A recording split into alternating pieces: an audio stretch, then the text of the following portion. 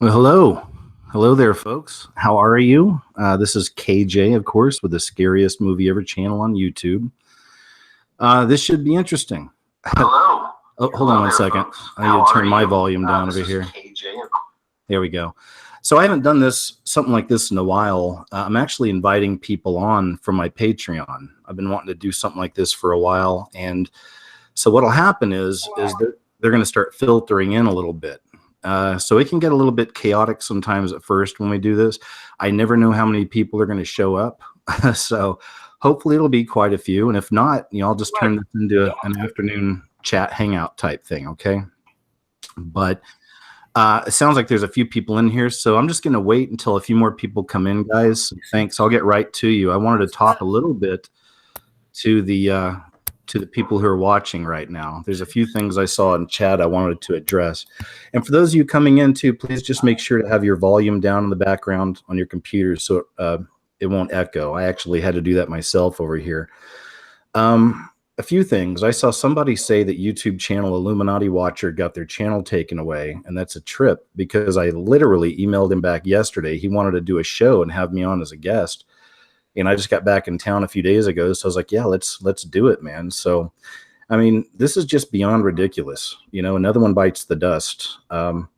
They may not be as vocal, YouTube, lately about the censorship stuff, but it's still obviously taking place. So please pray for the watchmen and watchwomen out there. Pray for the people out there online, YouTube and other places who are trying to expose the system for what it is. We definitely need it. This is a spiritual battle. I can't sit around worrying about some SJW with purple hair having the keys to the kingdom on my channel and other people. We can't worry about that. You just have to pray about it, and it's getting pretty crazy. So I just wanted to touch on that real quick. I've been away for a while. Hi, Mia. Thanks for being here. And hey, everyone, thanks for joining. I see you all in chat. I've been away for a little bit. I'm back. That's a whole long story. Part of it, I was kind of forced off for a little while. And then the other part is I wanted taking a short break and I went and visited some friends. So I'm not going to bore you with all the details of that. God bless you though, man. I've missed you guys. I've got a lot of stuff to finish up. I got a couple big videos coming. Also on Patreon, I asked them to give me any subjects they'd like me to tackle. So I've been getting some great ideas and I'll be doing those videos as well. So anyway, let me go ahead and bring this up here. Let me bring up my Google Hangout and see how many people. So I got one person in here, so that's good. We're on the way. Karen, can you hear me? Yep. Hey, how you doing? Great. Good. Well, thanks for joining me. I wasn't sure how many people would come along. This happens, and it's not a bad thing. It's just that I think a lot of people get a little nervous about coming onto these shows and doing that, and that's fair enough. I at least wanted to offer you guys that as an option, as my Patreons. You may hear dogs in the back. I'm actually dog sitting for my cousin, so I'm going to try to. I can't put them outside. It's triple digit heat, but I'll figure something out if it starts getting out of control. They're not irritating. Huh? They're not irritating. Angelo's here too. Yeah, this is a 2-for-1. Oh, no way. Angelo, how you doing, man? Wonderful. How are you? I'm good. So anyway, guys, first off, just how's things going? Oh, we're just marinating right now. And you gave us something to actually entertain the rest of our afternoon. So thanks. Yeah, man. Are you guys experiencing this crazy heat too? Oh No. we're in we're in Jackson Hole, so it's basically it doesn't get over 92 ever. Oh, okay. Well, that's actually pretty nice. So yeah, it's pretty nice today. That is. Yeah. Now, Karen, are you Angelo's mom? Yes. Oh, okay. We've talked on email, right? Yes. Yes. And cool. on the phone briefly. That's right. Well, it's nice to chat with you again. So I was real excited when I got the the message on my email through Patreon, and I go, oh yay! Well, that's good. I appreciate it. You guys have been really good friends for a long time here, so thanks. And as I said, we'll see how this goes. It may just be us for a little bit. If not, then I'll wind up, jumping over to the chat and I'll chat with you guys there. And we got a lot to catch up on anyway. Give me a second, guys. I'm going to open this door and try to get these dogs in. Hold on one second. Come on, guys. Calm down. Come on. All right, here we go. Okay, that's better. I'm used to dealing with cats. I'm a cat man myself. Dogs are definitely a whole other thing. Lickers. Cats are wonderful because they take care of themselves. Yeah, that's why I'm crazy about him, he just kind of does his own thing. They only come to you when you're needed. Right, exactly. And I appreciate that. These dogs follow me everywhere and they lick a lot. I'm getting dogs are like having a child. Certainly, I could see that. It feels like it. In fact, if I could, I'd put them up for adoption, but I can't. I have to watch them and take care of them. No, it's actually been nice. It's nice too, just to get out of the house. Part of the reason I had to go away for a while, my AC had gone down, but this turned into a whole weird thing. Like my apartment complex is suing the contractors right now because they were taking their time on this $6,000 job on my apartment. And so, I work from home. I'm also a very private person, and the house was so hot, I had to sit in the living room all day. So I've got these weirdos in my house for literally 2 weeks, pounding, drilling, smoking tons of cigarettes outside, and just making a mess and never actually accomplishing anything. So it got crazy. Introduce them to vaping. Huh? You didn't introduce them to vaping. I know. Well, I didn't even want to talk to him after a while. It really started getting annoying. And I'm very, I'm very agreeable, like in real life even. I just like to get along. But I really snapped and I had to write my complex. They actually gave me a discount, on the rent, which was nice. But I just tried to explain. And plus, that they put in those window coolers and those things are like, wah, and that's 24 hours a day of that. And it just had me totally frazzled. Anyway, I don't want to keep complaining about that. But so that's kind of where that started. It got weird because everybody needs a little vacation time or away time. Oh, absolutely. It was nice. Yeah. I went down to Texas. I saw some old friends, and then I got to visit Silver Botanicals, my sponsor. That was really nice. He was really cool. Dean's really cool. But that's it, man. So I'm back, and I'm just ready to get back to work. But it's such a shame. I don't know if you heard me mention that Illuminati watcher, his name is Isaac, he got his YouTube channel taken down. It seems like every time I go away for a bit and come back, it's just more channels are disappearing. Have y'all noticed that? Yeah, for sure. Yeah. It's disgusting. It really is. I mean, Instagram is opening up, longer downloads, which is a good thing. So I may eventually shift there, but I haven't, like I've told people in the past who've asked, how am I still here? It's literally through prayer. I mean, that's the only thing I can do. I pray every day. It's a blessing is what that is. See, the thing though, is that we're all really expecting the devil to do right or whatever, because YouTube is Google, correct? Yeah. So we can't expect anything truly good to come from their end. Right. No, absolutely. And the only reason for any of the survival of any of us on it is Jesus Christ. That's it. Yeah, man. And I mean, that's all it is. It's just insane how it's going, but we got to hang in. We got to stay in. I don't ever want to quit, but like I said, it's all you can do is really pray about it. So is there anything, how you guys doing, man? Anything on your mind you want to discuss? Anything you wanted to pass on? Anything you've noticed, or what are you thinking? Let's see. I'll let you first with that. Oh, go ahead. I had a dream. I'm not ready here to fully disclose. I gotta kind of recapture it. Of course, I told Angelo and his girlfriend about it. But one of the things I took away from it was there was 104, which could associated with my name. And so I took, and Angela goes, oh, that could be 10-4. And I go, oh, yeah. So I sort of applied it to my life and booked my vacation starting then. 10-4 also means is the code that they use for confirmation. Like, yeah, my dad, I have two dads, but my first dad was a truck driver. Yeah, so I know. So you're going 10-4, good buddy. Right. Yeah. You know, there's some other, I can't remember his name. It might be the YouTube channel It Is Finished, but somebody else on YouTube's been seeing 10-4 for a long time as well. Just throwing that out there. Interesting. Yeah. So I thought, well, if it's indicative of something difficult we have to go through, that I'd rather not be working. So, No, I know what you mean. Yeah. So I go, okay, well, hope for the best, but be prepared for the worst. Yeah, I'm taking it off.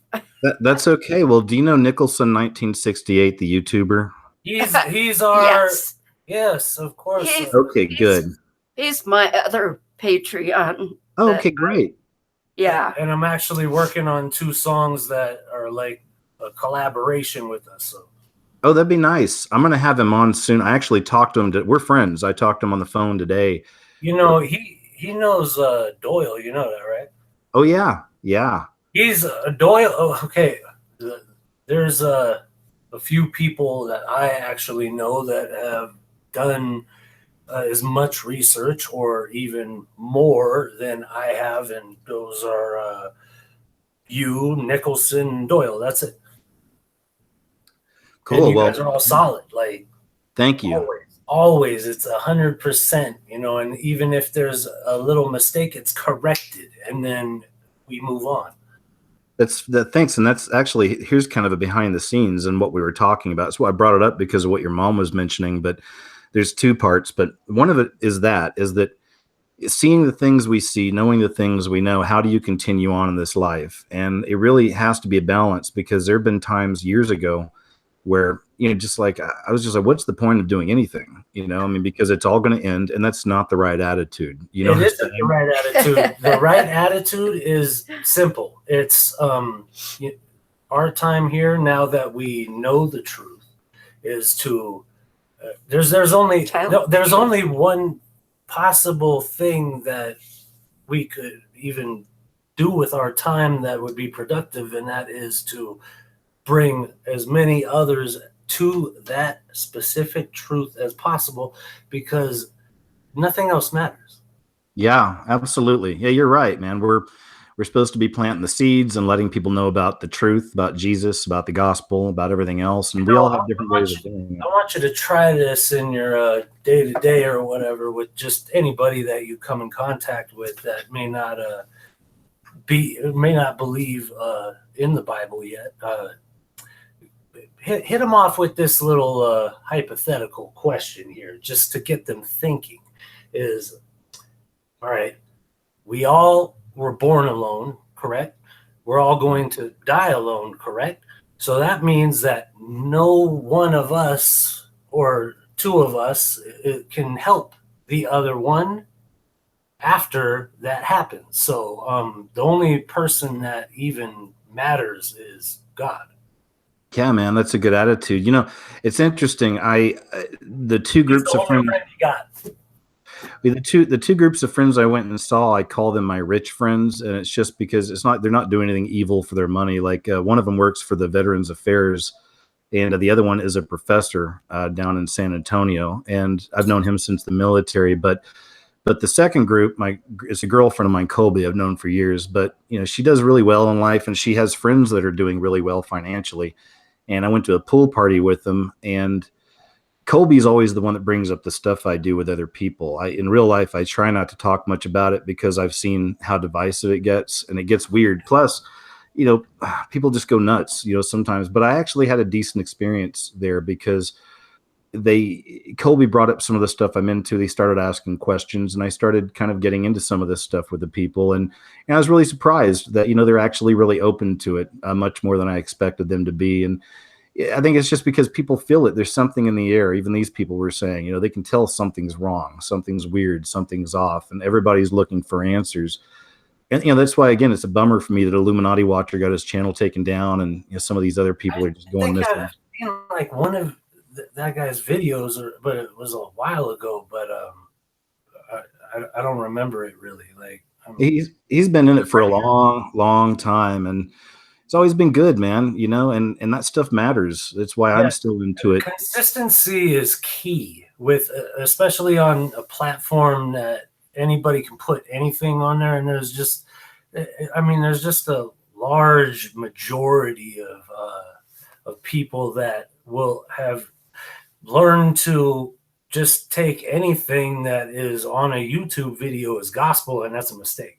And it's yeah, you know, it's another thing Nicholson and I were discussing is that we both. You guys are the most strict about the actual factuality of of the content that you share, and I respect both of you so much for that, because you're responsible, and we owe you a thank you for that. Oh, thank you, man. I mean, and even with that, though, is that we both feel really guilty all the time. I told him last month I felt so guilty because, you've done all this work. You know how many people you don't even know how many people you've helped. I hope so. Well, you know, I only get small indications, but they're always nice. I get nice emails from all around the world, and that helps. But even with that, you know, it's like, you know, I try not to even focus on that or get too puffed up. I really try to stay, you know, humble in spirit over all of it. But Nicholson and I both feel guilty that, you know, we feel like we should be pumping out more videos for a Patreon, but we can't. Do you guys even realize how much content you have? I don't. Honestly, man, I appreciate that. And until I sit around and really think about it, I do. But I'm constantly in a state of just... the way things are today.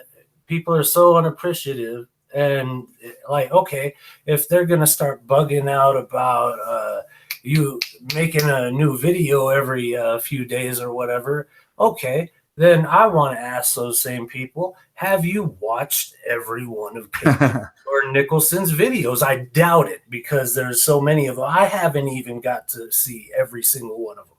Thanks, man. That's a good point. Barely had seen the scariest movie ever, a few months ago? Yeah. That's when I told you about it, and yeah, no, it was great. I was like, wow. I want to do a sequel sometime, and I'll have to put that on the website. It wouldn't fly on YouTube, but thanks, man. It is nice to hear that, and you just know that I hope the people know that we really care about what we're doing. That's why we only try to do the best. Don't get discouraged, all right? Don't and you guys have no reason to feel guilty. You know, it's like without you guys, a majority of YouTubers would be lost completely. Well, thanks, man. That's humbling. I appreciate it. And you're never being fully yourself. I mean, you're a humble person in the first place. Being self-aware of your characters. I mean, your character traits and your and even your shortcomings. It's called confidence. Now, when you actually take a false confidence that is filled with fallacies, like made up things, like people that claim they can do something but cannot. Right. And that is arrogance, and you're not that. Well, thanks, man. Even when you speak, you can hear it in your voice. You can hear it you're very careful with you're very careful in your delivery.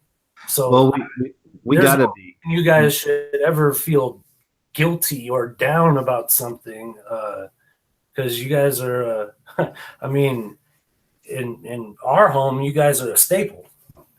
Well, I can speak for him. I'm sure we appreciate it, and like I said, I just want y'all to, at least you can see that, you know, like I said, man, we're real people. We also carry a lot of this. That's why he's got, you know, a family and everything, and he does really great in life. He's doing good, and And so what we're talking about is we have to take breaks as well from this stuff. It does get a lot, and I don't want to be miserable. You know what I'm saying? Yeah. Like I want to be a watchman and see this, and I can't help myself. It's what I love to do. You But have like I said, to be yeah, like you got to take breaks.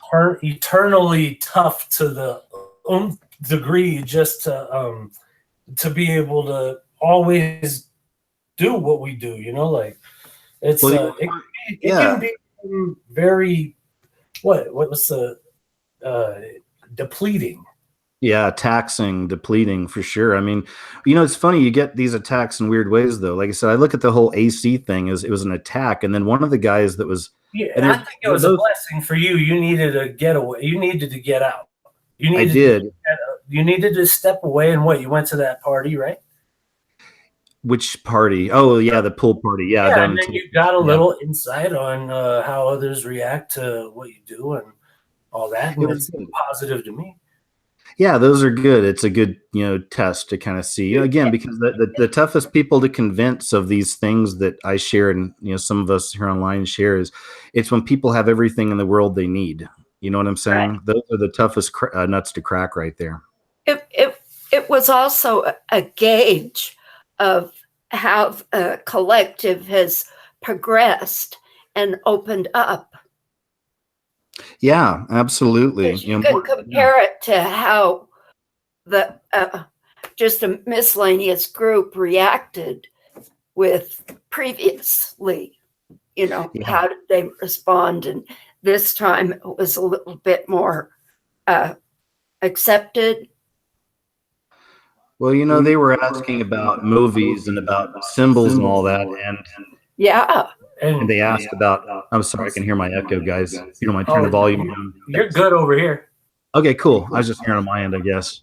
But they were asking about Ant-Man, and, I actually just saw that. I'm putting pieces of it in a new video, but it's like I tried to explain to them. I gave them a few symbols. I said, now that I've told you about these, every movie you watch, pretty much, especially mainstream, you'll see these things show up. And even in Ant-Man, there's the checkerboard floor. There's the horns. In the first 20 seconds, there's one of the characters entering a room with a goat painting right behind him. I mean, this is, it's all the time. So, hoping it helps. But another thing I noticed was I'm hearing a lot more I am in there. It was in Avengers. Thanos says it at the beginning. Right. That's a good catch. That's right. Yeah. Hillary, I think I showed y'all that in my last video. That's what that whole movie's about, is him obtaining godhood through that Infinity Gauntlet. Right. It's also the total New World Order depopulation agenda. Yes, half of the. I mean, if you've actually read the comic book, those few comic book series that they came out with in the 90s, like Infinity Gauntlet, there's Infinity Quest, and then there's Infinity. But there's a channel called Comics Explained that has like a 2.5 hour video all on that Infinity Gauntlet. And you know what? If you go back to all those comic books, it's crazy, because if you watch that channel, you'll see how much of this esoteric stuff is actually put into Marvel Comics. And it's that, you know what that means? That means it's huge. That means Stan Lee is a member of the Brotherhood. I'm sure. I wouldn't doubt that. And also there's a great book called, I think it was called Our Gods Wore Spandex, and it talks a little bit about that as well. That who wrote that? Yeah, these are all like lesser gods, basically, that we're seeing in these movies. And there's always an agenda. Comic-Con's happening today. I'm actually excited to see some trailers out of there for new things coming out. But, Comic-Con's logo is the all-seeing eye. I mean, it's just blatant. Everybody's is that, or the 666 is like, have you read The Secret Doctrine? Oh, my gosh. Yeah. Who wrote that? Volume 2, like a third print release. I mean, it was from 1925. Yeah, I read it years ago. But it has a chapter on Thor's hammer and what it means. Thor's hammer. It says that Thor's hammer is the swastika, and it gives you the whole exoteric to esoteric translation in it, and then what you're seeing in what we're all seeing in movies and media, more and more and more, from the time we were children to now, is the externalization of the hierarchy. Alice Bailey. Oh yeah, you nailed it. That's absolutely it.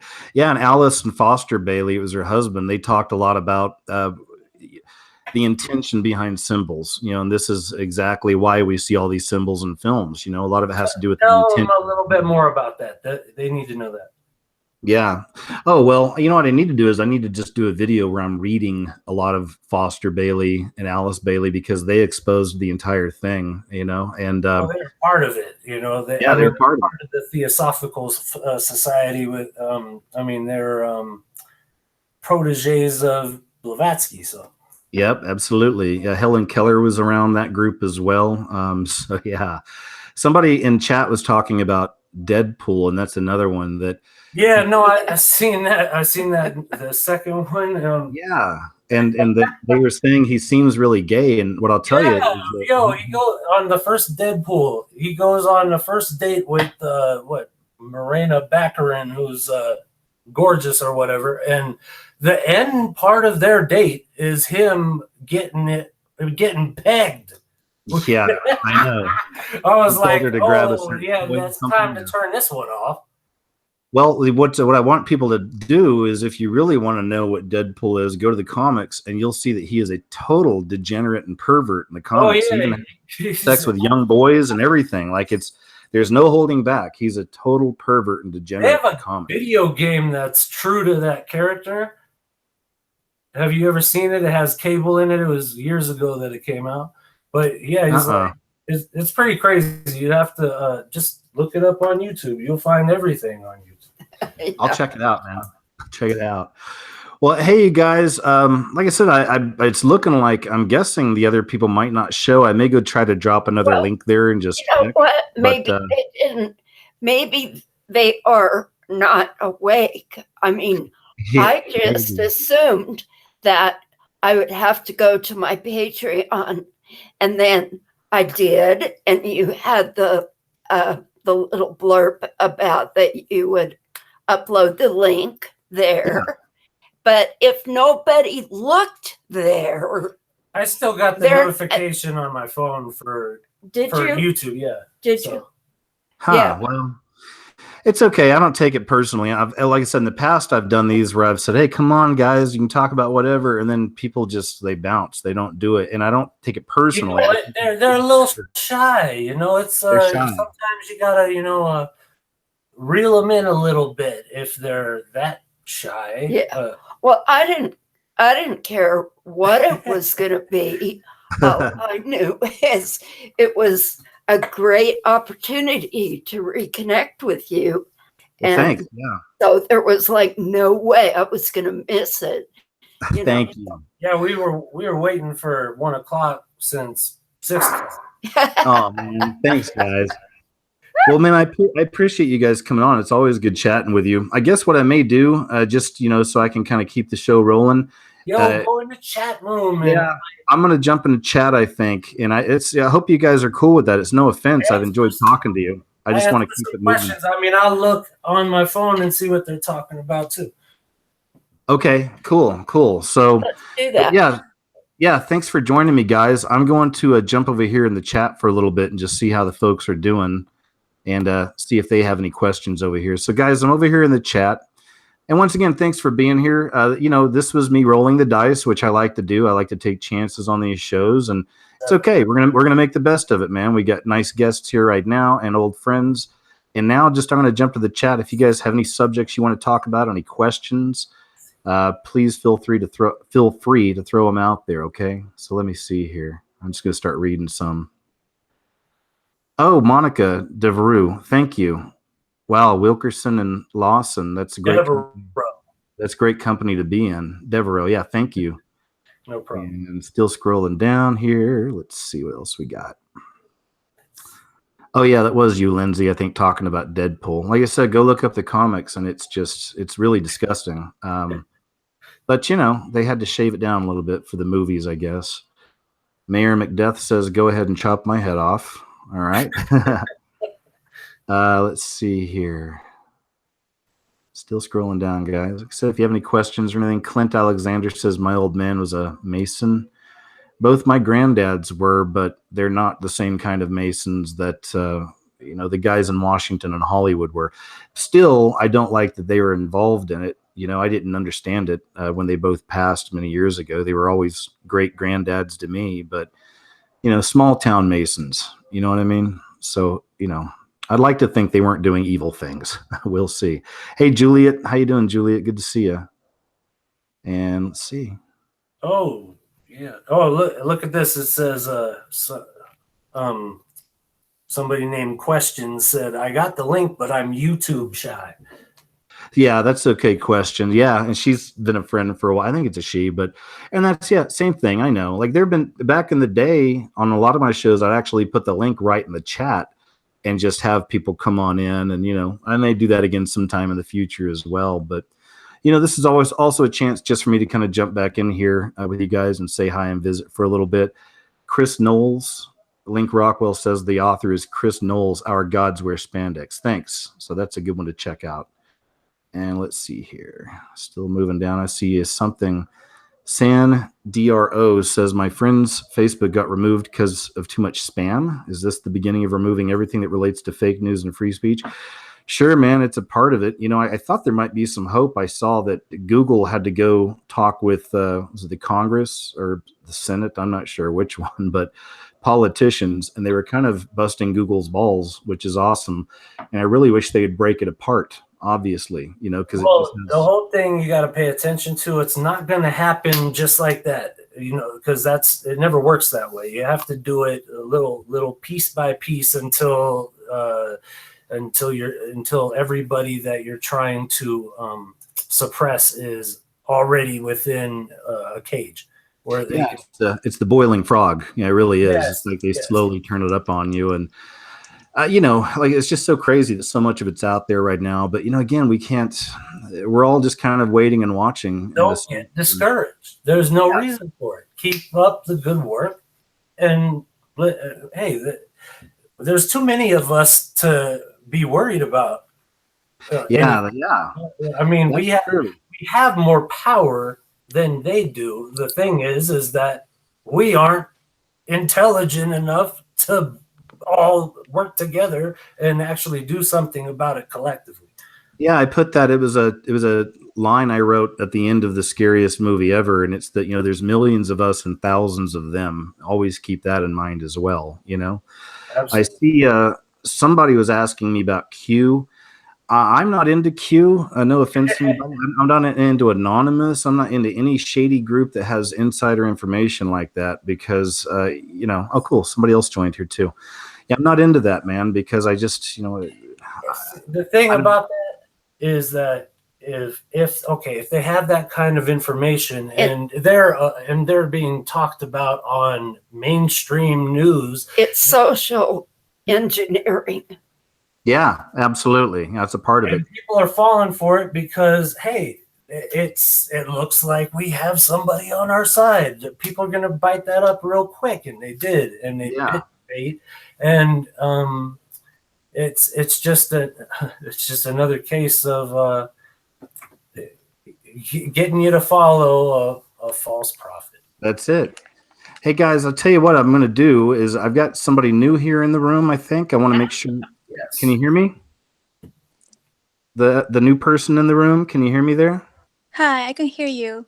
Okay, good. Hi, how are you? I'm good, thanks. Give me 1 second. Karen and Angelo, I guess for now. Talk to Allie. Yeah, I'm going to put y'all on mute just for now while we're chatting. No offense, it just makes it easier for me to hear them, okay? Absolutely. And nice chatting with y'all again, and I'll talk to you later. Thank you. Okay, guys. Take care. Okay, I see is it Alfory? Is that right? Hi, yes, that is my username. My name is actually Fiorella, but I just wanted to say hi and thank you so much, KJ, for hosting and for all the hard work that you do almost every week, every month for so many years. I've been watching you for, I don't even know, before I even moved to the States. I've been watching your videos, probably 2011. I'm not sure Wow, yeah, when that's about when I exactly. started. And but yeah, I wanted to say that the reason why some people maybe haven't joined the live chat is because at least I didn't get a notification from Patreon. I think most people saw the notification on YouTube, but of course on YouTube there's not a direct link. Right. But at least I didn't get a notification on Patreon, and maybe that's why nobody has, like, not many people joined. But I know that there was a lot of people that were trying to join the chat and talk to you. So I just wanted to throw that out Thank there. And yeah, I'm very grateful that I get to speak to you right now. And I just wanted to say hi to everybody. Well, hi, and thank you. I know who you are. You're on my Facebook, aren't you? Yes, I am. Oh, you always leave great information and great links, and you're definitely wide awake. I mean, what was your wake up process? Was it around 2011 that you kind of started waking up, or? No, it was actually earlier than that. I think I was about 14. I grew up in South America, and the reason why I started investigating, or I was interested in this type of topic, I grew up in a Christian household, but it was really religious, which is not surprising because in South America it's Catholicism is the most Very popular Catholic. religion. Yeah. But I was lucky that my grandparents back then, they were involved in mission work. So they were not Catholics, and nothing against Catholicism. It's just that they were very, they tried to stray away from imposed traditions that in South America is very, very common and sometimes harmful. So I know that here in the States it's a little different, but in South America it was sometimes dangerous for some people. So I was lucky that I was able to grow up in a more, I don't want to say open-minded, but more open to actually reading the Bible and following what was on there. Right. And it wasn't until maybe I was 12, 13, one of my grandparents who was involved in mission work, he passed away. And that night, it was actually the same day or same night that the Pope had died. And I had I was not really interested in the Pope or anything like that, but it was everywhere on the news. And it was funny because that night I had a vision, or kind of like a dream that felt like a vision, because I woke up and I didn't remember anything about my life. It was really real. And I was it was like I was 13 years old. My grandparents were going through all of this situation. My grandfather died, and it was about basically waking up to this world where everybody was being watched. And this was back before, Facebook or anything like that. It was before social media. So it was like I woke up feeling really scared because it felt like, why is people being watched, and through technology. And I remember seeing in my dream / vision, I was walking along the beach with my family, and suddenly I saw this big tower rising from the waters, from the sea, Whoa. really quietly, and nobody was noticing. It was like I was walking along the beach. It was filled with people having fun. Everybody was dancing. Everybody was like distracted. And then I saw this tower rising, and it had a blinking red light.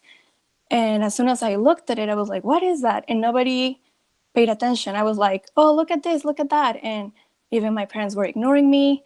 And as soon as I looked at it and I was pointing at it, I saw that it was actually, my dream showed me then that it was like somebody behind 1,000 of screens, like kind of watching was kind of symbolic. Somebody was watching everybody, every town on earth or every major city on earth through those, cameras or towers. That's And intense. that was, yeah, it was really intense. But that's kind of what started the whole thing, because as soon as I was able to access YouTube online, I came across a couple of videos that were talking about things in the States and stuff like that kind of matched the things that I was dreaming about. And this was back in 2008, 2009. And that was before I moved to the States. And then when I moved to the States, that's when it hit me. Oh my God, all this stuff is not really paranoid. It's actually everywhere.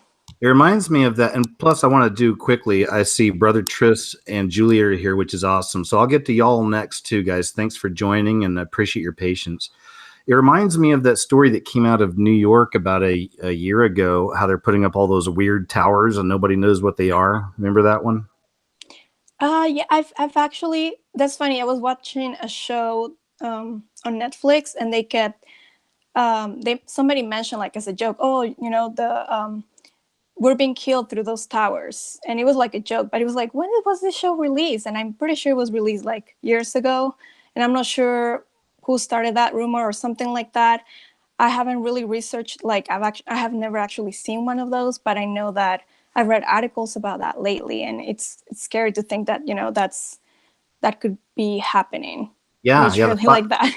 Yeah, the 5G is a real serious issue, and I've did a video and I showed people are recording those towers next to palm trees and things like that, and those palm trees are dying. I mean, it's just, to me, you don't need much more evidence that there's something wrong, there.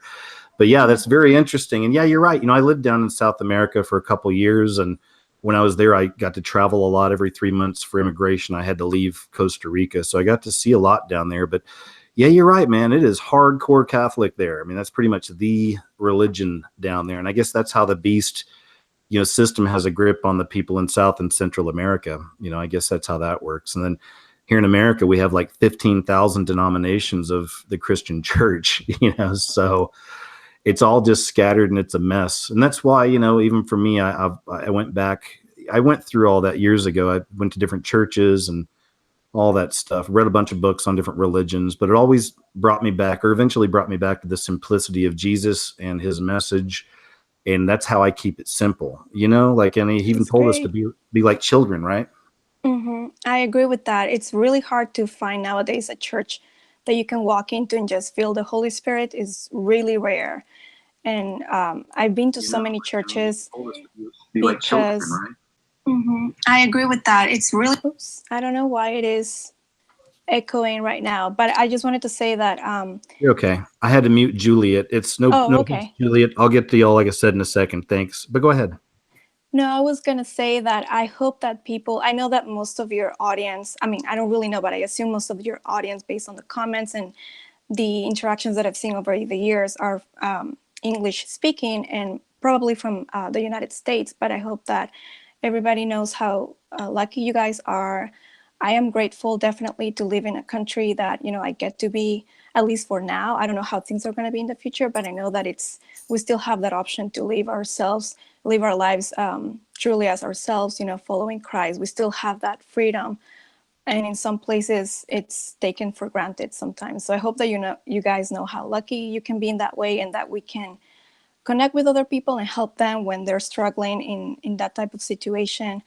And yeah, like, I have stories from, like, my grandparents' parents when they were going through their towns, and people from Europe would try to, or like people that were doing mission work from Europe, they were trying to convince them to fall on their knees and pretty much praise an image like the Virgin Mary, or right. like Lots throughout.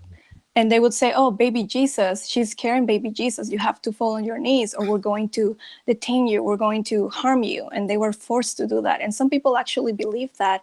And I know my great-grandmother, she didn't believe that. And she actually went behind this huge statue or image. I'm not sure what it was exactly, but it was supposed to represent Virgin Mary. And she was carrying baby Jesus. And when she lifted the veil, she saw that it was not a real baby, of course, and she was so upset and annoyed. And when they caught her, they torture her. So it's like, wow. it's when you think about why are people in South America so proud and to be Catholics, it's been ingrained for centuries to live this specific way. And it's sad that it's not genuine at all, because most of them don't even read the Bible. So yeah. We're lucky that we have found the truth in that way, and that we can impact other people just by opening the Bible and reading, every day. That's a great point. I also always found it interesting that so many Mother Mary statues have these paranormal events happen around them. And I've always felt that's a bit, devilish to me, just to give more credit to the idea that we have to pray to Mother Mary and all this stuff. You know what I mean? Personally, sure- that is creepy to me, but I know that some people find comfort in that in their own ways. And of course, as long as everybody is conscious, I prefer to spread awareness and let people choose. But in some scenarios, in some cases, it's just wrong. Yeah, yeah. And you get them. You're right. You know, again, it's just God knows our heart, and I lean on that.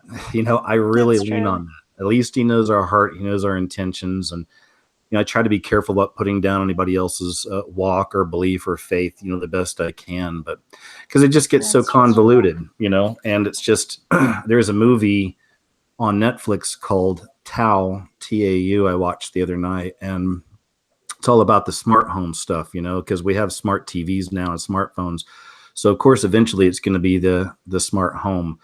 And right after that, there's articles I'd found that are already talking about that. They're literally trying to create these like digital prisons for us, is the way I see it, you know. So there's so much going on. This world's advancing in so many ways, yet falling back with when it comes to Christianity and true faith.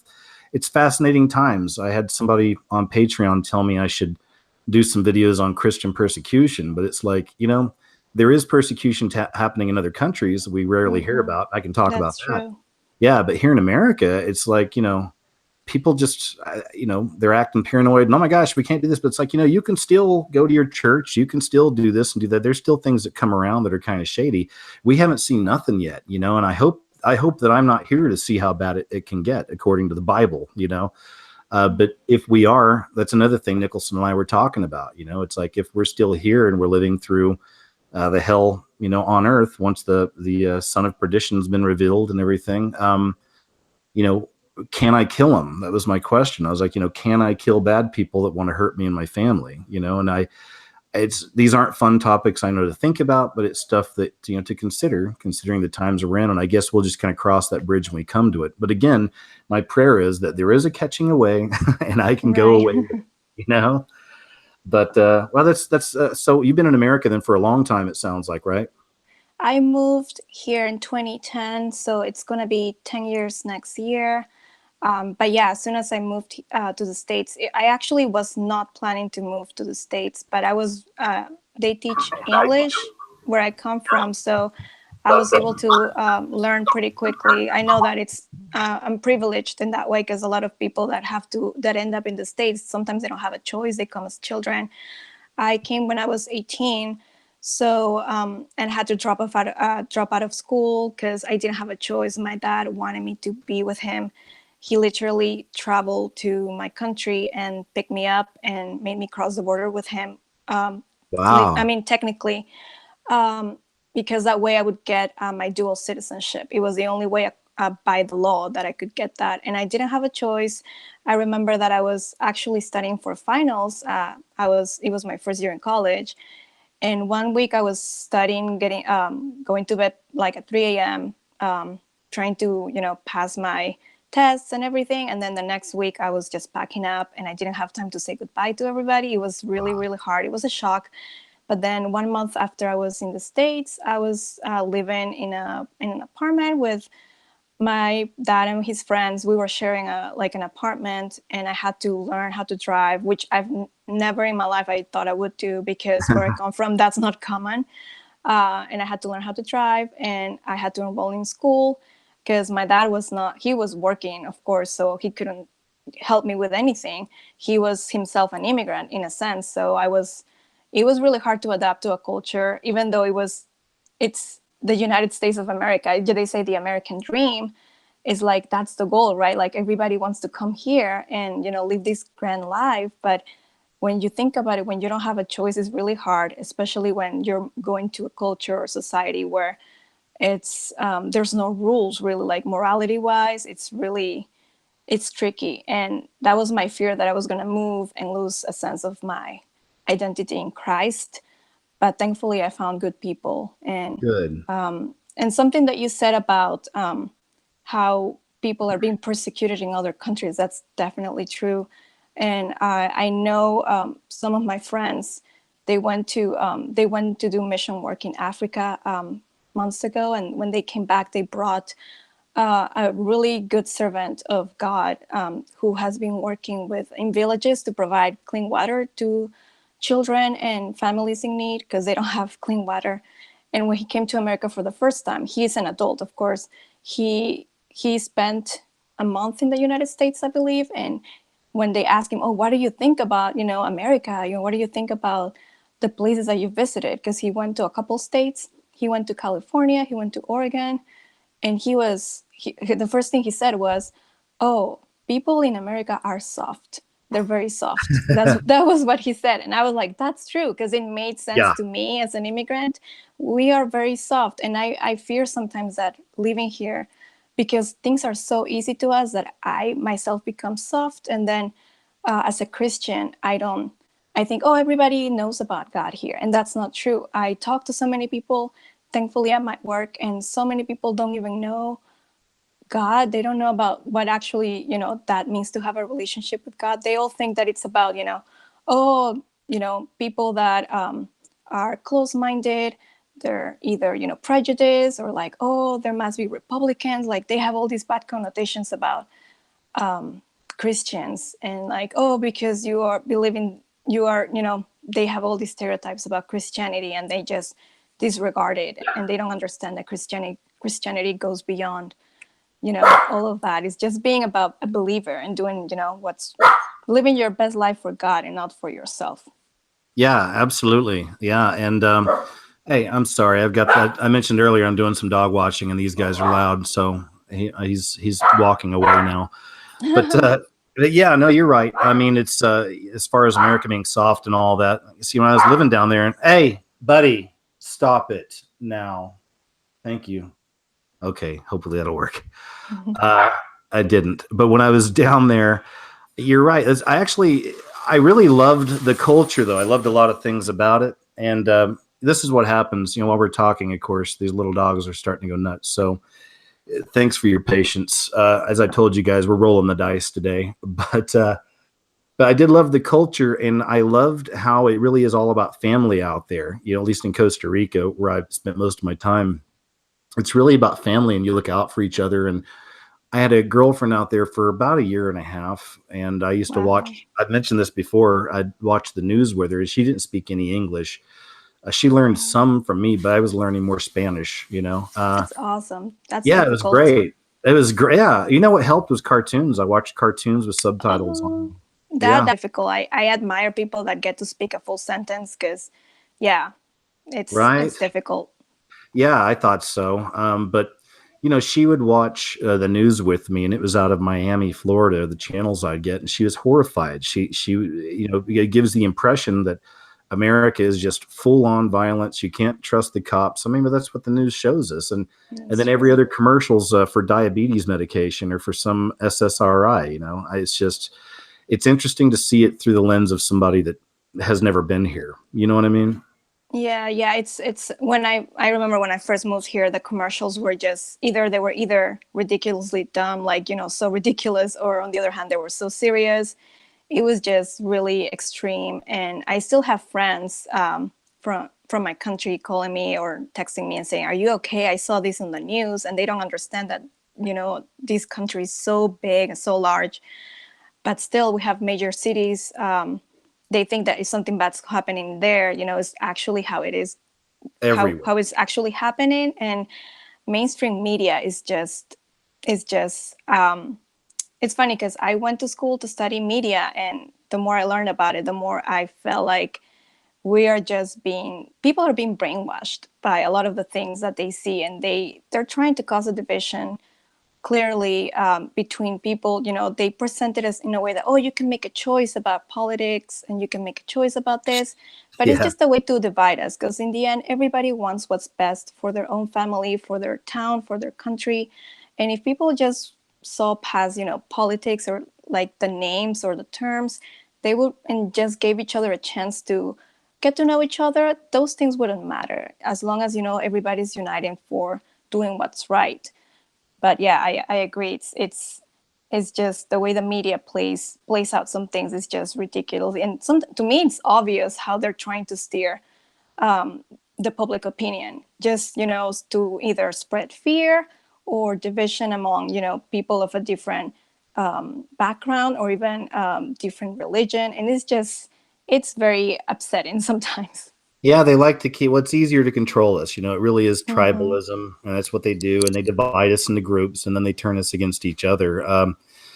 Yeah, it is sick, and yeah, of course you can't trust the media. It's just, these are just they're very interesting times. I mean, it wasn't always this bad, it definitely feels like a quickening and it's speeding up. I mean, you've been here a decade. I mean, do you see that too, that it just seems like the beast system is growing, Yeah, definitely. And it's very gradual that it's happening. And I feel so bad for the newest generations because they are growing in this culture where technology is everywhere. There's no escaping technology, and it is a must for them to have a digital presence, and they don't realize that they're giving away so much of their privacy information just on that area, which is, you don't think about those things sometimes as, as you're living your life. But I was lucky that I got to grow up in a household where there was not really much technology. But when I came here, I remember watching videos before I moved to the States about what was going on in America, just because it was the main. I mean, I don't know if you guys, for those who are Americans here and live here all your life, but America has always been under the spotlight for so long to the other countries. And it's funny, whenever I speak to somebody and they're like, oh, how do you know about this? And how do you know about that? I'm like, it's everywhere on the news. I remember watching 9/11 on the news when I was in school, and it was just really, really sad. And I'm not downplaying that at all. I'm just trying to prove a point that how Sure. America is always under the spotlight everywhere around the world. So when I was watching YouTube videos, most of the things or most of the examples about how media was affecting the public opinion was, American movies, Hollywood, Yeah. commercials, TV shows. And I will be thinking, oh, wow, but it sounds a little extreme. And I was thinking maybe the people who are creating these videos or writing these articles are maybe a little paranoid. But then once I moved to the States, I was like, I'm seeing this everywhere. I'm like, I don't know what's going on. So I, of course, kept that, I kept being fascinated by that. And that's, I think, when I started watching, or I was already a subscriber for your main channel. And I remember watching the scariest movie ever made, like the actual, Oh, thank you. the actual video, like the actual, I don't know if to call it a movie documentary. The actual, I think it was like an hour long or something like that, It's but it 2 was like hours, yeah. one of the first videos that I watched. Good. And it Thank was you. like, oh my God, this is exactly what I'm seeing. And I was like, the first time, I think, or maybe around the first time that I realized that, it's not just in my head. So I was really scared and excited to know that, there's people who are finding out about the truth, and they're not letting themselves be influenced by the symbols. And because symbols are, a language. Right. And language influences and shapes the way you see things. And because it shapes the way you see things, it shapes the way you think. And if you let your thoughts be controlled like that, your choices will be, of course, affected. So Yeah. I am glad to be able to connect with people that are like-minded like that. Yeah. I mean, I was in the deepest areas of my kind of paranoia and, excitement and sadness and everything when I made that movie, man, because that was when I was freshly waking up. And that was about 10 years ago. And on YouTube, there was like 3 channels that talked about Illuminati symbolism in movies. And they were my heroes back then. And they're not still around yet, probably. Yeah, they're gone. And they were all Muslim, which was interesting. Every one of them. Wow. Yeah, they were, all 3 of them were Muslim. Farhan K, Noriega, and Dr. Freemason, I think was the other one. But yeah, they were all Muslim, and they were wide awake. And, of course, it was coming through their lens. So they were talking about the Dajjal and jinn and stuff like this. But I, had never seen anything like it. And that's what started me off in making that movie. I was working in LA, a security gig, and it was just before I left, and it changed my entire life. I mean, I abandoned some friends because of it. I left my dream of being a Hollywood writer director someday. I left that behind, and when I found this, that's when I knew that this is what I wanted to do, look into, and these would be my movies I could make, You did the right thing, though, because obviously working in Hollywood, that is as glamorous as you can go. But that's how you know that you did the right thing, because there's anything else that goes above that means that you're actually, doing something for the greater good of, spreading the word, the truth of God. And I actually have a question about that. How do you manage? I think you were talking about that earlier, but how do you manage to live daily, and how do you approach people in daily life, and how do you find best to talk about God sometimes, when it's Oh yeah. not the best situation, like in the context, it doesn't seem like the best thing to do because you don't know how they're going to take it. But then sometimes you feel like this is it or never again. Like this is your chance to maybe touch somebody like face to face. Do you ever feel that kind of like dilemma or like that pressure? Oh no, I mean, because even I went to this pool party, like I said, with a friend of mine in Texas and all of her friends that aren't into this stuff at all. But after a while, one of the girls was like, "You seem so spiritual," and I wasn't even thinking about what I was talking about or the way I was approaching stuff. She goes, "You seem really spiritual. Can I ask some questions?" I started asking things, and then that's where I told them that, this is where it gets difficult, guys. I said, because, I've looked into all this stuff. I still do. It's what I'm interested in. But at the end of the day, it's all about Jesus Christ. Now, hold on. I had to say, wait a second. Get rid of all these images in your mind of these cheeseball TV preachers and these cheeseball TV, preachers that write these Right. books, and, the annoying religious people, Yeah. because we all know them. Get that out of your head, because it's different, it's deeper, and it's actually simple. It's so brilliant, it's simple, and it really is just knowing that God came to this earth in physical form, as Christ, and he paid the ultimate price, for our sins. And that's really all that matters, and it's a free gift. You don't have to become a member of a church. You can if you want, whatever. Everyone's got a different walk, but that's what it is. And that's why you're here, to remember, you're going back home. There's a home to go back to. This is not our home. And I've always felt like an alien in this world, so to speak, or a stranger in a strange land. I've never fit in. I just met my sponsor and I felt really awkward meeting him. He might be listening, and it probably showed, but because it's hard for me to meet people in the real world sometimes that know what I do. It's easier for me to meet people that don't. And then I'm just myself, And and we will usually, the conversations almost always go to God or faith with me, no matter what. I can't help it, Like if somebody says, Yeah. right, like if someone says they have a friend that's in a hard time, I say, are they a believer? Believer in what? And then we get into it. So it really is genuinely who I am. I've always been this. I mean, I've always been fascinated with God and the devil, and not in a good way, but like, that it's real. And that's what I was telling my friend Dean with Silver Botanicals. When I was in LA, most of my friends were atheist or agnostic, and I was around really a bunch of narcissists most of the time. But excuse me, but I tried to talk about God with them, and they thought I was a kook. So I finally got to the point where I was like, and my spiritual eyes were opening up. I was like, well, I'm going to show them the devil. That's what I'll do. If I can show you the devil, then by proxy, there's a God. And that's kind of what I've been doing for 10 years now, Mm-hmm. So that's amazing. That's amazing. Your testimony is amazing. And if there's one thing that something good about technology is that it allows people like maybe that they can, it's better to express ideas on, through the internet, or for people like me who are extremely shy to be able to connect with others, regardless of the distance, or they don't have to be face to face. That is one good thing about technology, at least. But totally. yeah, I praise God for the opportunities that he gives to people to reach others in the most unexpected ways. And I hope that that you are one of those people. And you said that you try not to let that get to your head. Yeah. And of course, because to be humble, it's, you're trying to reflect, or you're trying to direct everything towards Jesus or God.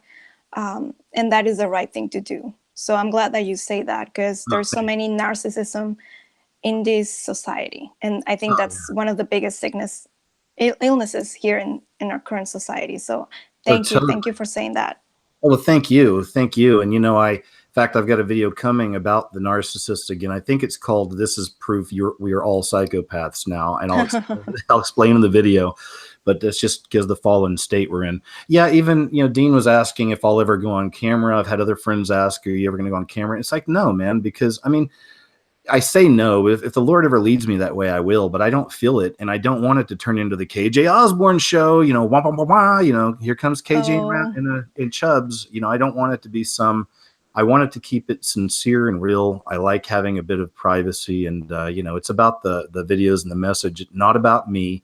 Yeah, that's what me and Nicholson were both talking about. Same thing. We want to just get the stuff out there that we're led to do. And, like I said, you carry it with you, man. I mean, I go through spells of anxiety and all that other stuff, and I know where it's coming from, and I just pray it away. And I've learned to balance my life really well. You've got to get away from that. There's people I see on YouTube that, like, every day it's a new video about something evil and demonic. This was in this movie, and this is over here, and it's like every day. And I'm thinking, when are you going to crack? Because eventually you'll crack if you're constantly looking at this and not, spending time with God and reading the Word, whatever you need to do, but focusing on that relationship. You'll go bonkers. It's Nietzsche said it, right? I think if you look in the abyss long enough, you become the abyss, and that's absolutely true. But anyway, I don't want to keep rambling. But hey, I really do appreciate you, though. Fiorella, is that how I say it? Yes, you said it right. Thank you. Thanks. Hey, no problem. And yeah, I appreciate your time. I'm probably going to move on to Brother Tris from here. But before I go, is there anything else you wanted to mention or anything? Oh, I just wanted to say thank you so much for all your time. And I mean, not just today, but all the constant work that you do. And I hope that people remember that, it's important to be media literate. Sometimes we should appreciate the work that people like KJ do, because it lets us think about those things. It doesn't mean that we have to take it, every single thing that we see on YouTube or online has to be taken 100% seriously or as truth. The purpose is for us to think and then analyze and always go back to the Bible. So thank you again, and I hope that everybody has a great weekend. Fiorella, you're awesome. Thank you, my friend, and I'll see you on Facebook, okay? Take care. Awesome. See you later. Bye-bye. Okay, bye-bye.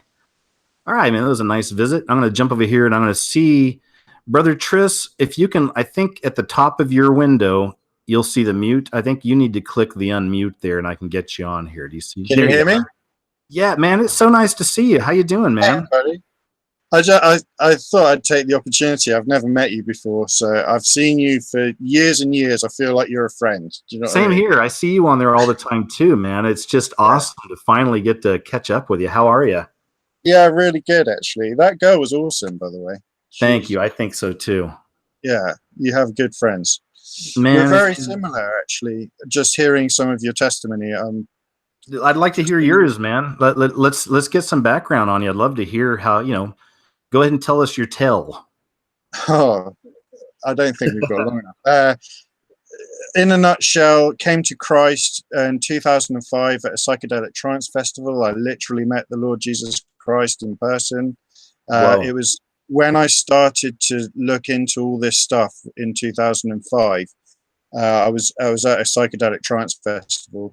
Off my face, I admit it. But yeah, I started to see all these symbols big time at those kind of places, pentagrams and eyes and all this kind of stuff. And that's when I really started to notice it in the mainstream media, just in normal life. And it sent me on this whole quest. I've always been very interested in symbology.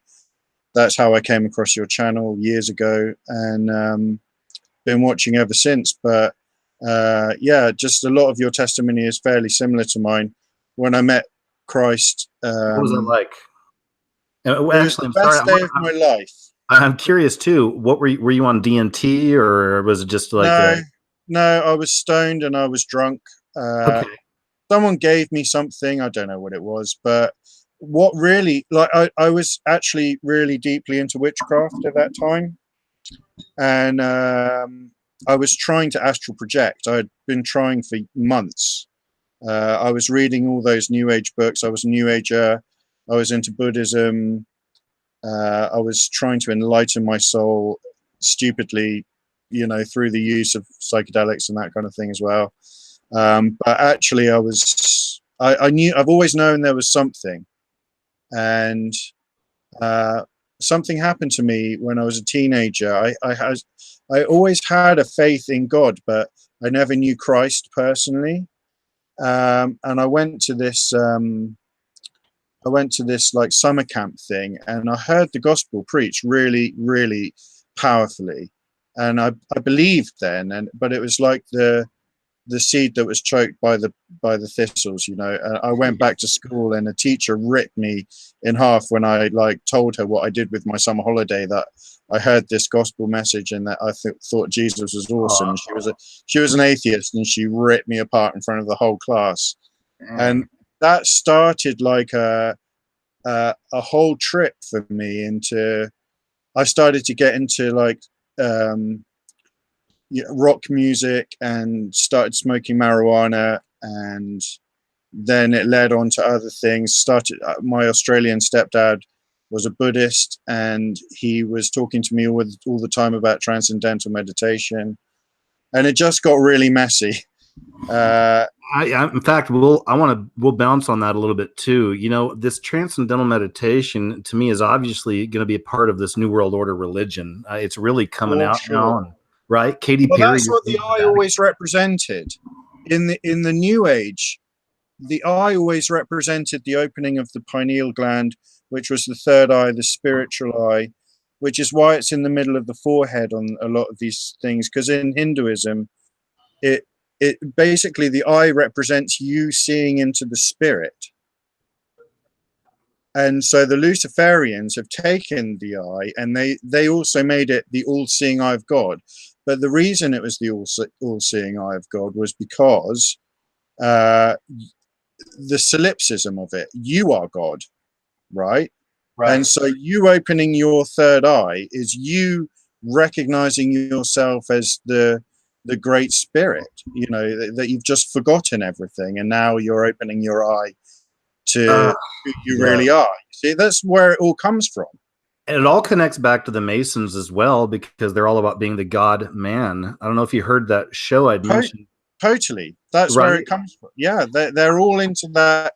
So it goes right back to ancient Egypt, and also Babylon had a kind of a take on it as well. But it all goes back to all those ancient mystery things, like where, you know, the Egyptians, they had the Book of the Dead, but the all-seeing eye of Ra, all of that kind of stuff links in together with, it's all kind of mishmash and confused, but essentially it always represented the spirit, right? Mm-hmm.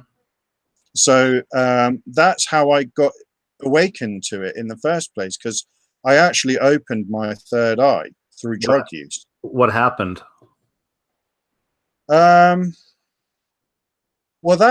I mean, I don't want to encourage anyone to do it, but I know, right? I get that way too sometimes, because like you, back in the day, I was into psychedelics. Weed's been a part of my life for years. You know, I've got different views on that as well. I know it can be abused, and I don't, but you know, I've got my own views on that. But other than that, I pretty much tried everything else I could back in the day.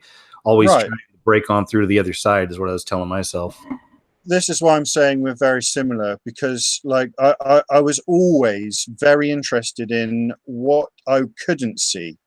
I always knew that there was something, and that's what led me into witchcraft and Eastern mysticism and drug use. Was I always wanted to break through to the other side, and a lot of the bands I was listening to, like the Doors, like I don't know, all those other psychedelic bands, they help you push on through to the other side. They really do.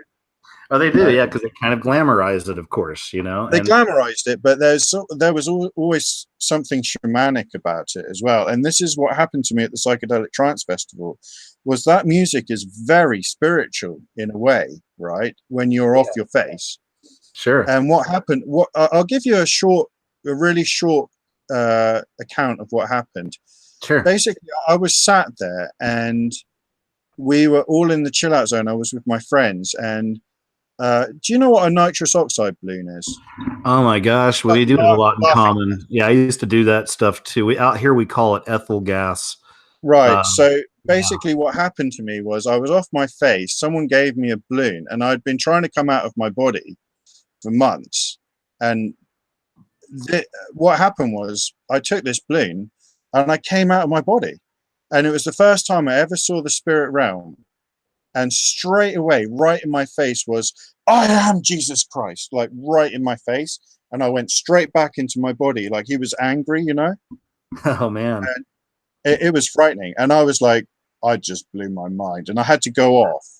But then what happened was I went off on my own and I sat down, I meditated, and I was a Buddhist at the time. And I thought, I need to think about, I need to meditate what just happened, because am I Jesus Christ? Is this what it is? You know, like I saw something, I cannot explain it.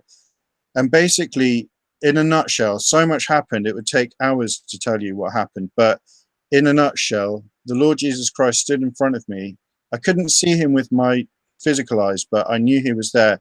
I sensed the most amazing, graceful, beautiful love that I've never experienced a presence like it. It was the most, it was heaven. It was heaven. And I said, who are you? And he said, I am Jesus Christ. And he said, and then he said, okay, now you'll be a Christian and you'll help the poor. Wow. And I said, okay. And then he Okay, said, cool. this is what you're aiming for. And basically what happened was, it was like scales fell from my ears. Like, you know, like St. Paul had like scales fell from his eyes once he kind of like was released from the blindness. Mm-hmm.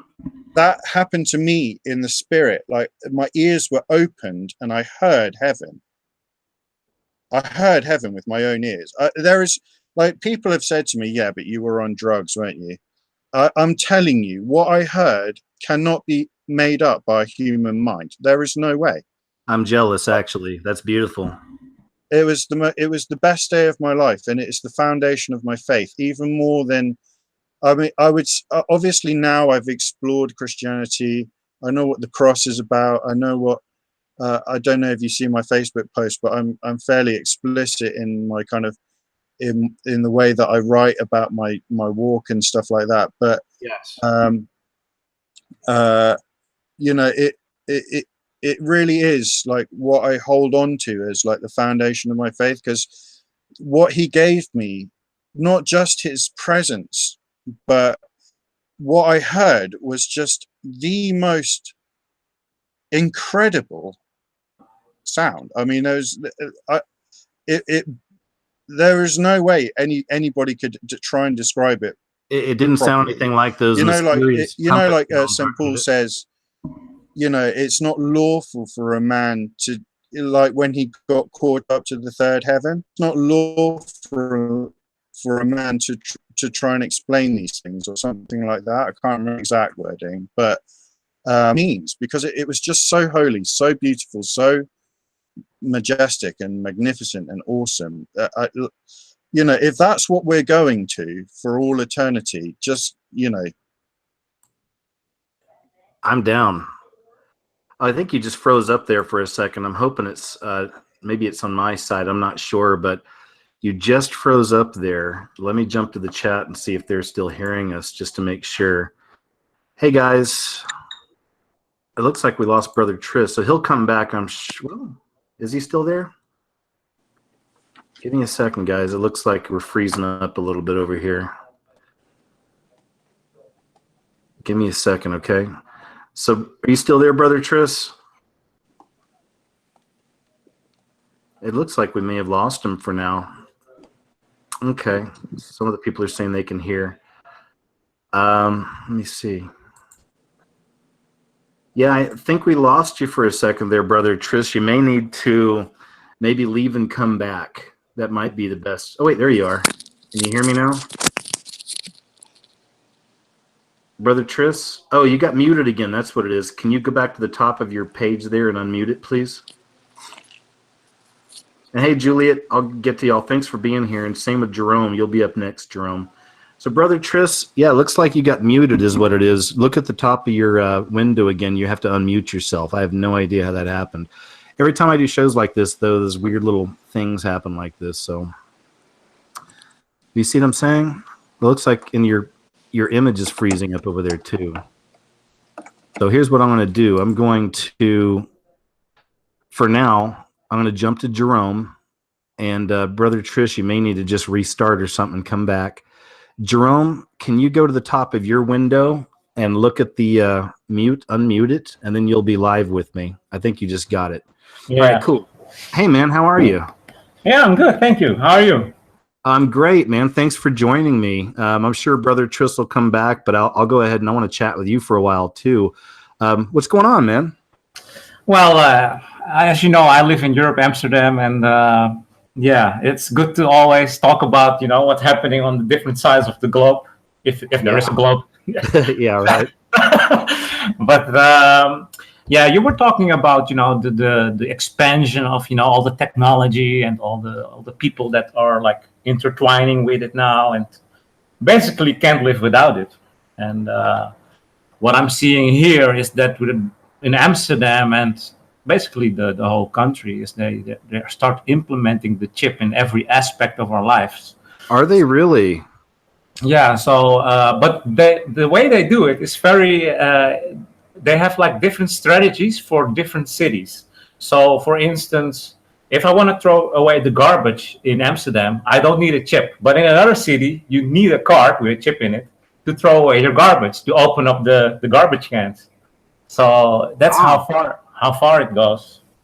So that is so crazy. Well, I remember, I don't know what kind of, I know they have European banks, so I just don't know what they are, but I'm a Citibank person, and I was living in Central America a few years ago, and that's when they started implementing the chip inside the card, and it just kept screwing me up every time I tried to buy something. But that was a big eye opener for me as well. That's another one of those kind of boiling the frog situations. They keep putting it in these kind of ways and getting us used to it. Sounds like they really gone next level out there, though, with you guys. Really next level, because also with the public transport, you can't use cash money anymore. So if you want the tram or the bus in Amsterdam, it's just recently, like a few months ago, they shoved it in our throats. You cannot pay with cash money. So you need to have your credit card or another public transport card with a chip, all in it, of course, to travel. So, that is so crazy. Are people, I know that in Europe, at least my experience, what I've seen, and some of the people I know from Europe have talked to, it seems like atheism's like huge out there. Is that right? Yeah, huge. It's pushed on you guys. So, are there people in Europe, like a decent amount of people at least, waking up? Are they seeing this for what it is? Or are they thinking, oh, that's cool, it's easier to pay for this now? Well, of course, my friends and the people around me know that I'm awake, and to a certain extent, everyone around me also is awake. But that's good. Yeah, but at the same time, when you awake those people, you start seeing immediately the force of the system. Like, oh, but I have to have a card, or else I cannot travel. So, and that started me. Well, I discovered this a few years ago, actually. Like this whole plan of shoving every part of our reality, basically every aspect, shoving it towards the chip. So yeah, it's getting crazy over here. And the biggest thing yet, that I'll have to tell you this one. So I went to a surgeon with a girlfriend of mine who wanted some information about breast enhancement. Sure. So they showed us different like models and types. But they also showed me a model with a chip in it, and I said, "Wait, what is this?" Wait, there's a chip in the fake boobies? Yeah. Boy. Yeah. And it looked exactly like this chip people have been warning us for years, like this rice thing, this rice size. That's what's like implemented in both breast boys, basically. So so I asked the surgeon, like, "Hey, why do you do this?" "Oh yeah, so we can check your health and the status of the breast implant." Of course. Said, yeah. Okay, yeah, but there's always arguments for it. You see it here in America. You see there's some of these companies that want to chip your kids, of course, so your kid will never get kidnapped again and all this. And it's just, to me, what this is it's just, it's all paralleling this loss of God in our society, at least, and that's what it is people are no longer prayerful and just putting their faith in God that, he'll watch your kid, he'll take care of this. And, now it's like the system, Yeah, and that's one thing that you reflect very well in your documentaries is that yeah, people are getting lost because of the programming, because of the system. It really, you know, steers them away from the right morals, the right principles, the right stuff to lead like a normal life, like it should, you know. And Yeah. all these different agendas, the transgender agenda, the gay agenda, the pedo agenda. It goes like all directions now, and yeah, that's one thing that I'm really like, whoa, you know. Yeah, it's so out of control. There's footage I think I showed in one of my last news type shows, but of an 8-year-old cross-dressing child in front of some gay. They had the gay day or whatever parade day a while back, and there was an 8-year-old little boy dressed up like a woman, girl in the front, and I see stuff like that, my heart just sinks. It's like, are we really there now? Like, this is where it's at now? Because when it goes to the kids, that's when it freaks me out. When you see Yeah. children losing their innocence and stuff like that at such an early age, it is. Yeah, that was a really shocking documentary, also for me to see. But I can see it also around me. You know, all these kids with the television we have here. It seems like you only get on television if you're like gay. You know, Right. Yeah, Oh, yeah, you're right. wow. That's the way it is. It's like the gay character is always like the funniest, the coolest, the this and then that. But meanwhile, in America, it's like what 0.2% of the population or something like that. I mean, it's still a very small group, but I'm sure that number has grown because of all the predictive programming and social engineering over the last 10, 15, 20 years, and but I keep waiting on a backlash. We're not seeing it yet, but they Yeah. always do that in the system, and every TV show, of course, has to have the gay character. And it's just annoying, man. Sometimes I'll thumb through channels and you'll see, I was on ABC Family watching something the other day, and there's some show, and it's two teenage girls making out, and the girl's running into her friends and saying, "I did it. I finally made out with a girl," and they're cheering her on. And, again, yeah. And I'm like, maybe I am hypersensitive to this. I can't help it. But again, it's just, like that's what they're pushing on this world. It's all anti-God. It's all anti-true love. It's disgusting, and this is why people like me exist, I guess. We'll continually point this out and hopefully wake people up. But you can't save them all, Yeah, of course. I mean, if you function normally, like good morals, good behavior, certain principles in life, yeah, then you should automatically like stand up and say something about it. Because I have the same thing when I watch television, which I nearly don't actually, but it's just when I see it, I already start saying things without even knowing, like, hey, this is not normal, man. Like two guys kissing in a soap series that started at 7:00. I mean, the kids are still awake. I know, man. It's crazy. This is why when I talk to people, I guess I could say the normies, who aren't into any of this stuff, and you really think that it's really getting close to the end of time and all. It's like, well, yeah, because everything I see, because I do research media, because it's how I make videos. Right. It's incredible how degenerate so much of this stuff's getting. There was a video I just put up on the website about a week ago. This girl, Michelle Wolf, has a show on Netflix, and she was doing a celebration of abortion, and saying, thank God for abortion and all this. And it's just, unbelievable to me, that this stuff is out there like that. But it's just going to keep growing. I think I don't see any way back. I really feel that we're being pushed forward, just like in Revelation, towards the revealing of the man of sin and, all that wacky stuff. But it's like we were saying earlier, I always keep hope and faith, knowing that, again, it's millions of us and just thousands of them in the system. If it came down to craziness like that, fine. I'll be like a Mad Max, I always think, driving some crazy car, shooting bad people and trying to save, Yeah, I met a girl who just thought the same way. I said, I'm going to attack the Illuminati. I said, ho, listen, girl, not so fast. It's not that easy. I mean, we're talking about, people in high places, and that's not easy to easily reach. And they're protected by their principalities and their evil spirits as well. There've been times I've thought in the past, this isn't to incite violence, but I've wondered in the past, I know there's great snipers and great, military people out there from all over the world that are awake. And I've always wondered, why doesn't a team of them get together and just start picking off the elite, Well, but- I've thought about that.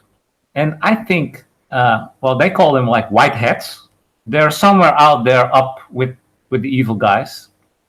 But to get into to those circles, you need to play the evil game. So I think a few white hats did the rituals and all the stuff to their biggest disgust probably, but they have to get in there to, infiltrate basically, which is basically an Illuminati tactic to infiltrate institutions, organizations, corporations, or governments. But I think there's the same trick the other way around. So, there are white hats. I think there are. I wonder if, did you ever see that interview? He may have been from Amsterdam. Hey, stop it, buddy. Come here. Come on.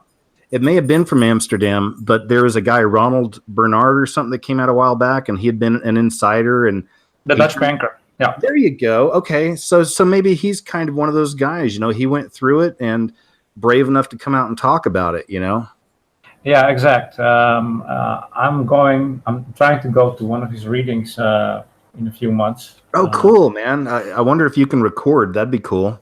I can record it, yeah. I mean, Yeah, let me know, man. Well, anything else you wanted to pop off on?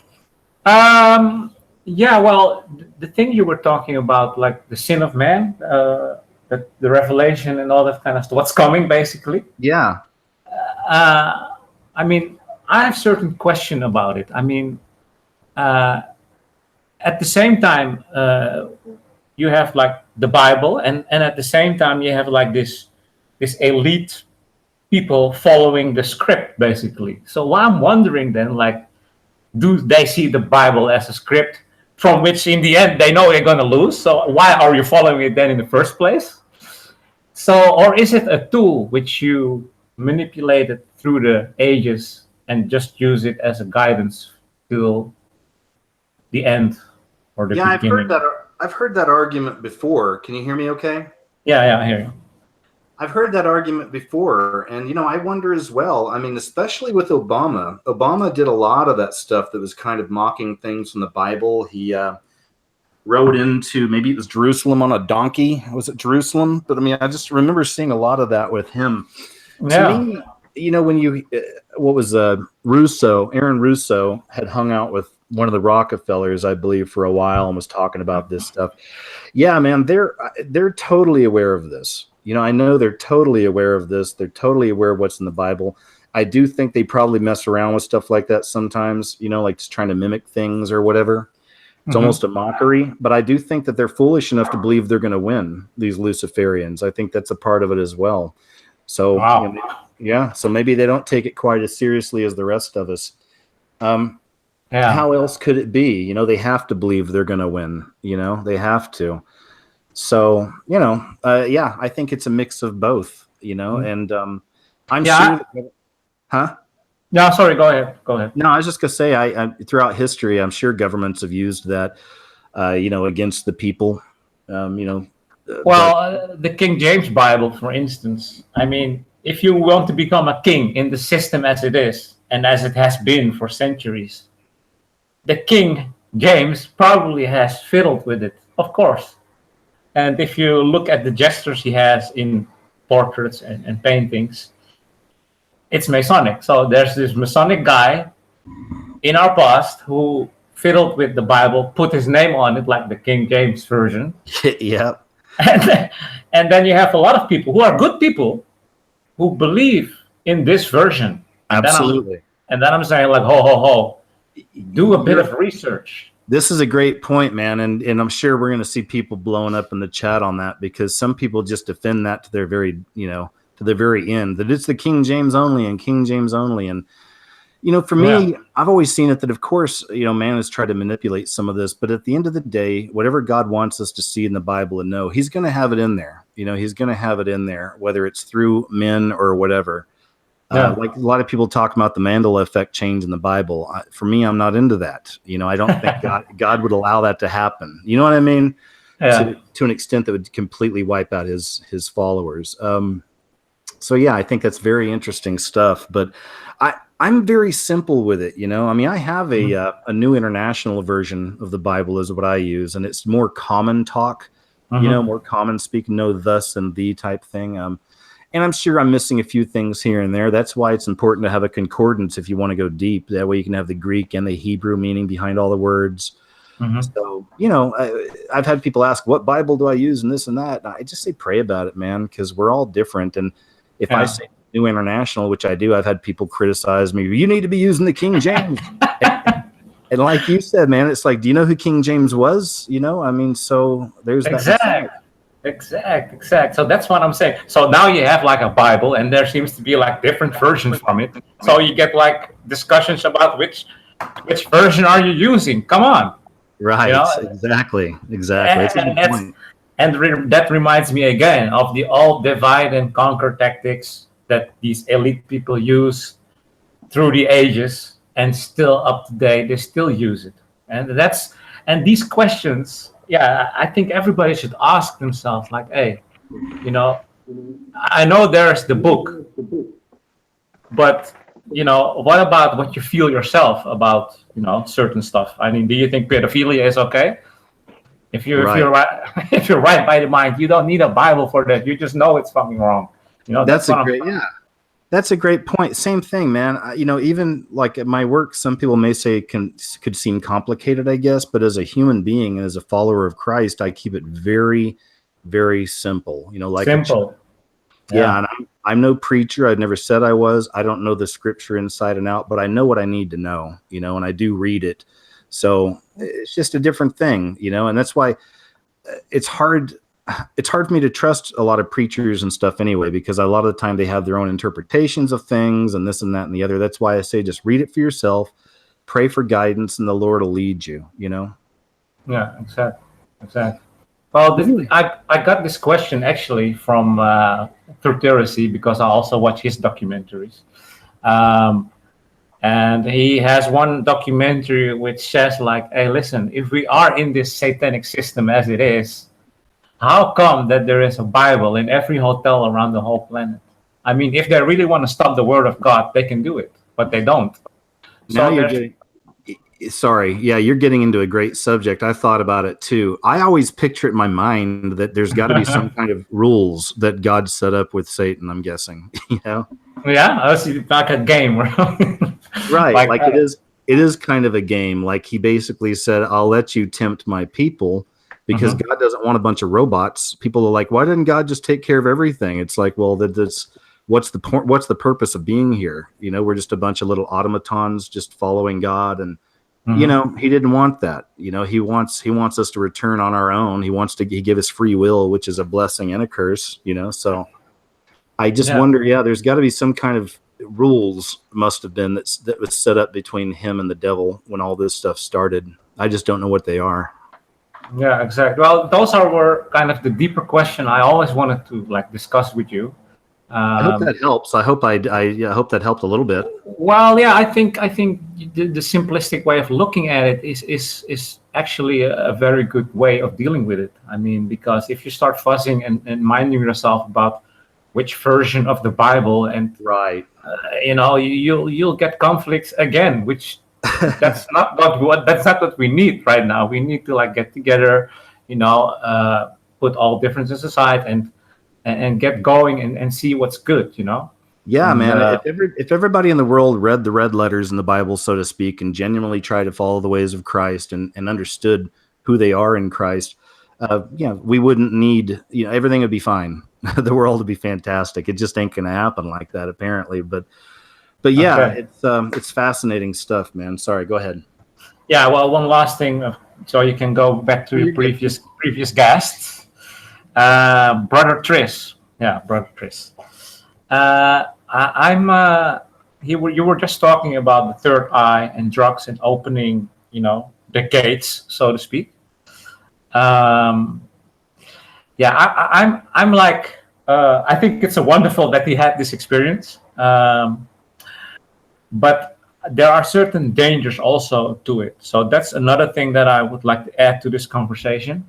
Like, as beautiful as it sounds, and heavenly and all that kind of stuff, people need to remind themselves of, like, hey, listen, if you're gonna do this kind of stuff with drugs and psychedelics, you're opening all gates for you don't know who. Maybe Brother Chris was lucky and he got like a good angel or Jesus himself, even to like, hey, you're in a good place. But I, from like my own experience with people around me, also did the same stuff with drugs, meditation, and all that kind of new age stuff. And you have to be really, really careful with it because when you're opening the gates to you don't know what, they can tell you anything. So a little side warning to all people listening. I think it's good to experiment and try to, I don't know, get to the other side. Yeah. And I myself I'm from a shaman bloodline. So my Okay. granddad was a shaman. So I know the stories and I know the stories of the spirits, the higher spirits, and that kind of stuff. But also the spirits that can really act like a Hollywood actor, which is, if I say Hollywood, you know what I'm already know what kind of direction I'm trying to go. Yeah. So when opening the gates, people, be careful. I know there are good experiences, but there are also bad experiences with demons taking over their shit. People getting stuck in trips, and at the same time, getting scared. And so I have a lot of people around me who has these experiences. Up until my own dad, even, he was a real like meditation kind of guy until he like went kissing in like a dream with a woman, and then it felt so real, and then she stuck her tongue out in his mouth, and it was like a snake tongue. Succubus. Yeah, exactly. So, It's a great warning, man. Yeah. So I really need to address this because I know a lot of people around me who have had this kind of experience. One girl that I know was like, like a normal girl, like going out, having fun, have a drink, fashion, lifestyle, vacation. But she also did some new age kind of stuff like meditating until she got attacked by a demon. And now she's like full on Muslim and you don't see her everywhere, nowhere. She's like gone. Wow. So that's like a 180-degree twist with meditation, which seems to like be a good thing. Same with the yoga stuff, but people really need to be careful with it because I know a lot of cases from direct people around me where it went wrong. Yeah, it's interesting. It's like they're literally. I've done some work on this self-hypnosis stuff we see in The Secret and all that, and I think that's what a lot of that stuff can do is you're basically putting yourself into trance. You're not connected to the Holy Spirit or our Father, and you're opening yourself up for anything to come in, and they are just begging to come into you one way or the other. So yeah, it can be very dangerous. Sure. So maybe you can elaborate on that later on with Brother Chris, because it's not an attack on you, Brother Chris. I mean, I think it's good that you had this experience. But at the same time, I just feel that I need to put something, right. You're absolutely right. Sorry, I just unmute the microphone. Actually, you guys go ahead and chat. Right. Yeah, step in. Yeah, step in. Go ahead, man. Sorry, I have such a bad connection. I'm in the country, so That's okay. you're absolutely right, Jerome. I wasn't advocating drugs at all, by the way. Okay. It just so happened that I've always been a seeker. It doesn't matter about all the rest of it. I was seeking. What is the truth? What is the truth? I need the truth, and Jesus honored that. I was right at the other end of the scale. I was virtually in Satanism, and Jesus honored me with his presence, and I didn't deserve it at all. Like I was in a fornicating relationship. I was on drugs. I was going to parties, wild living, traveling around the world, just bumming around. Like, I was like the picture of a heathen, Yeah, exactly. So I complete what you were saying about your shamanism. That's really interesting to me because these parties are very shamanic. You know, the way people dance and stuff. They kind of like the spiritual music. Basically, it works a bit like mainstream music, like the Doors or something. That people are kind of shamanically moving to create some kind of like energy power or something. Yeah, the shamans are, from what I know, and I still know someone like a good girlfriend of mine is like, you know, into the ayahuasca stuff, Right. you know, and they deal with spirits. She told me some good stories, but she told me also some horror stories. Oh, there are so many horror stories. Yeah. Yeah, With ayahuasca, especially down in Costa Rica, a lot of tourists go down there for that. When I was down there, they actually had a guy murder his friend because when he was under the influence, it was either a demon or something basically informed him that his friend was sleeping with his girlfriend or wife. It was strange, and he wound up killing the guy. So anyway, just throwing that in. yeah. Well, you're not in your right mind. You're in an alternate state of mind, and it is you're spiritually awakened, but it's demonically. And basically, what happened to me was I got born again, but I was faced with a choice. Like, this is why I was saying it would take hours to try and describe to you what happened to me, because the devil was ever so present there as well. Right? It wasn't. There was a huge spiritual battle going on. You know? And I responded to Jesus's voice, but for the next 3 years, my life turned to hell, and I didn't know anything about demons or anything like that. I was aware of the spirit realm, but you know, one of my very good friends now is Chris LaSala. I don't know if you know who he is, but no way, really? Yeah, he's a really great friend of mine. I did an interview with him years ago. Go ahead. Yeah, I thought he mentioned it actually. He's a really good friend of mine, and so I'm kind of I'm into deliverance ministry and stuff like that now, and my eyes are awakened to that kind of thing now. But in those days, I had no idea that I was full of evil spirits, and they wanted to kill me. You know, seriously, I was in all sorts of trouble. I went to mental hospital 3 times until one day I read a Rebecca Brown book. I don't know if you know who she is, but her ministry is bringing people out of Satanism. And she had a whole load of prayers in the back of her book, and I got on my knees and I earnestly prayed these deliverance prayers.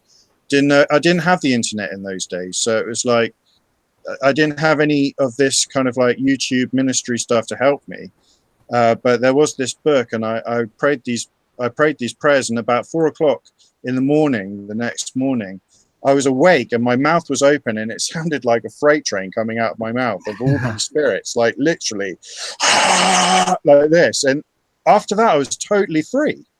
It was one of the most liberating things ever, which is why when Chris and other people like my friend Mandela and other people who do deliverance ministry, I have absolutely no doubt that those demons are there, because it's happened to me, you know, like it's a personal thing. So thanks for talking about that. And what do you think about that, man? Did that kind of answer your question, Jerome?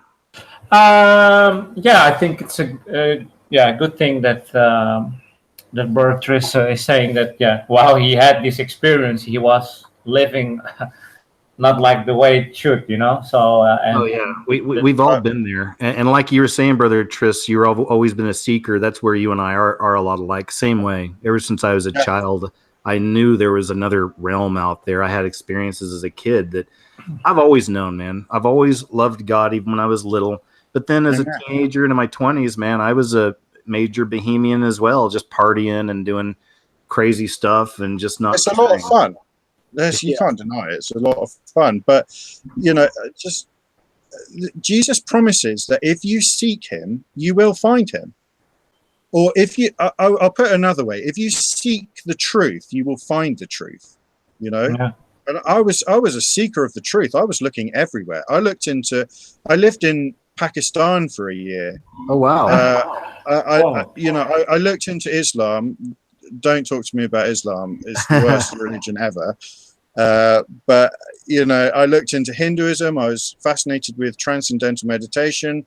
With Buddhism, I was a disciple of Osho, who was a guru for a couple of years. That was just before I came to Christ. I was heavily involved in witchcraft. I knew a lot about astrology. I'd studied astrology, like plotting natal charts and stuff. And one of my party tricks was to guess someone's star sign. And God really rebuked me over that. Like I got seriously rebuked about all of this stuff. The fear of the Lord is the beginning of wisdom. Like Jesus first revealed himself to me in love. But after that, I had a hard road, believe me, to get to where I am now, which is free in Christ. Because I was under all sorts of bondage of evil spirits, and also, like, just all this knowledge was like scar tissue for me. It was spiritual scar tissue. I have to try and discard and deny my flesh and not want to go down that road, because it's still appealing to me sometimes. Oh, sure. Just as a spiritual person. It's all very intoxicating, and the enemy makes it all seem so romantic. And it's kind of what Jerome and I were talking about too. When it comes to faith, I keep it simple because I've read Morals and Dogma and Secrets of Freemasonry and all this other stuff. I've read all this, Manly P. Hall and Albert Pike, and that's the problem with a lot of these people that get involved in these secret societies and the Luciferians and whatever. This stuff's very interesting, and they're interesting, and there's a draw to it. Yeah, there's an undertow pulling you towards it. Yeah, the occult. Yeah, right. Absolutely. And then that's where, isn't it funny? Because then at the end we find that the most simple thing is just a childlike belief in our Savior. That's really all you need. All that other stuff, we don't need all that fancy stuff. Right. Just simple. It's so simple, but also the gospel is very complex as well. It's for any kind of spiritual level or intellectual level. Whatever intellectual level you're on, it's there for you. The gospel provides in that way. But it's also very simple, I would say, as well. Absolutely. Thanks, man. Jerome, anything else you wanted to add in there? I can tell you a little story about the ayahuasca stuff.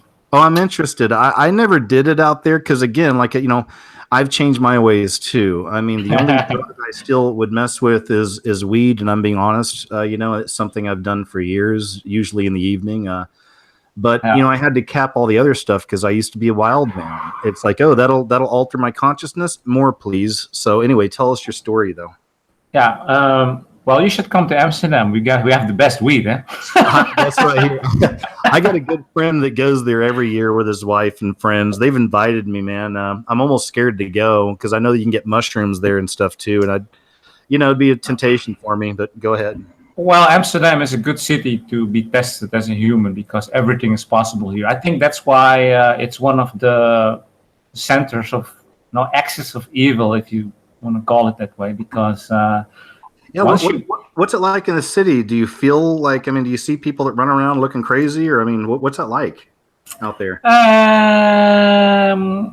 Well, if you go to the center of Amsterdam, it's all like you have like this classic buildings, but if you look good at the buildings, and some of them, you see the Masonic stuff, you see the caduceus, you see all these the moon and sun and moon, which are very important for the Masons. So you see it in the museum, and but at the same time, it looks like an old city. It's very evolved concerning technology. I mean, everything is like chip based almost, and all is it's like very it's very modern and at the same time very old. So are you Dutch, Jerome? Yeah, I'm Dutch. Yeah. I love Dutch people. Sorry, I love you guys. They're amazing. They're great. Amsterdam, the people are awesome. There are a few things that are being tested when you're in Amsterdam because everything is possible. If you want Coke, you can get it within 5 minutes. But the freedom you have there is going to test you as a human being. Whether it's sex, drugs, alcohol. Going out, it's all possible in Amsterdam, So it's a really open society, which has also advantages because there are a lot of different cultures in Amsterdam living together. Like Turkish people, Moroccan people, Surinamese people, Chinese people. So we have like a very rich kitchen actually because of that in Amsterdam. We have the best restaurants, whether you're Vietnamese, Chinese, Hungarian, Ethiopians, we got it. Wow. So that's the nice thing of this open society which Amsterdam represents. And therefore the people are also like very open to, Different cultures and different beliefs. cultures. Sure. Yeah, because it's how Amsterdam has been set up, like I want to throw out. Sorry to cut you off quickly because I want to hear your ayahuasca story, and I know we got a couple of people waiting. Guys, thanks for your patience. We're no time limit. We're just kind of rolling with it today. I want to say quick hi to Timothy Castleberry, a dear friend I haven't seen in a long time. He's back, so hi Timmy. Thanks for being here. So sorry, man. Go ahead and I'd like to hear your ayahuasca story as well. Okay, well, this is from a girlfriend of mine, which I've recently got to know. And she's actually a model, which I work with because I'm a cinematographer, photographer. But oh, cool. You do films and stuff, or? I will tell you about that. But she told me about, I've gotten to know her in like a normal way. And in private, maybe sometime. I was a film student. My best friend was a cinematographer. We'll have to chat sometime. But go ahead. Yeah, we will chat definitely. So she told me about this, experiences which she goes through, and I said, "Oh, what's that?" Yes, ayahuasca. I said, "Oh, okay, I heard of it. It's the vomiting stuff." I asked her. I said, "Yeah. It's the." So I asked her, "Explain me a bit more. What is really happening there inside?" And then she said, "Well, to be honest, I stopped it like a year ago because it's so hectic at the same time. It's beautiful, it's ugly, it goes in all directions." And she told me this story about these 3 shamans who were in this room, and I'm not sure if it was, but the youngest one, he wasn't really like a shaman. He was like getting towards it, but he started using certain methods and kind of things that he triggered the dark spirits. When the other 2 shamans said, "Hey, listen, be careful, don't mess with those." But this little young guy was like a bit of a rebel. So when these 2 shamans went out of the room, he immediately started using the whole room for his own little private ritual. And the other shamans felt it immediately when he started doing it. So they came back to the room. The doors were open, but they couldn't. There was like a wall, like an invisible wall. So the whole room was sealed with this like a invisible wall. So and they couldn't get through. So the shamans were outside of this wall, and they still look into the room. They saw what was happening.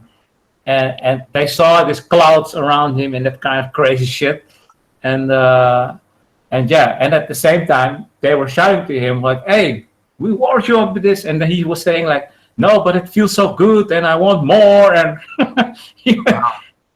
and then he like snapped out of it.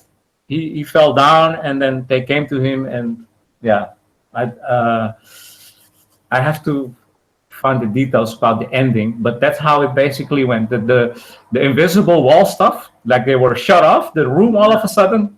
That was like really scary shit because this is the things you see in movies, this kind of stuff.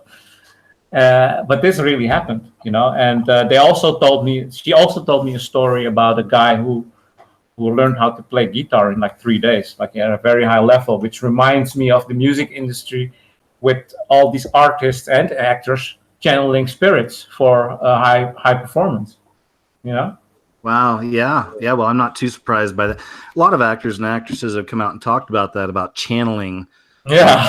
All the time. Beyonce. And then it's not bullshit. These people are really, I'm not saying like warning us, but they're saying that they're speaking out the methods and the techniques they use for a better performance, a public performance, which is totally nuts, of course, because how can you let a demon take over you to give you the performance of a lifetime? Because it's not you that's giving it; it's the higher force, the force. I'll tell you why. It's because it feels great. Yeah. That's the reason.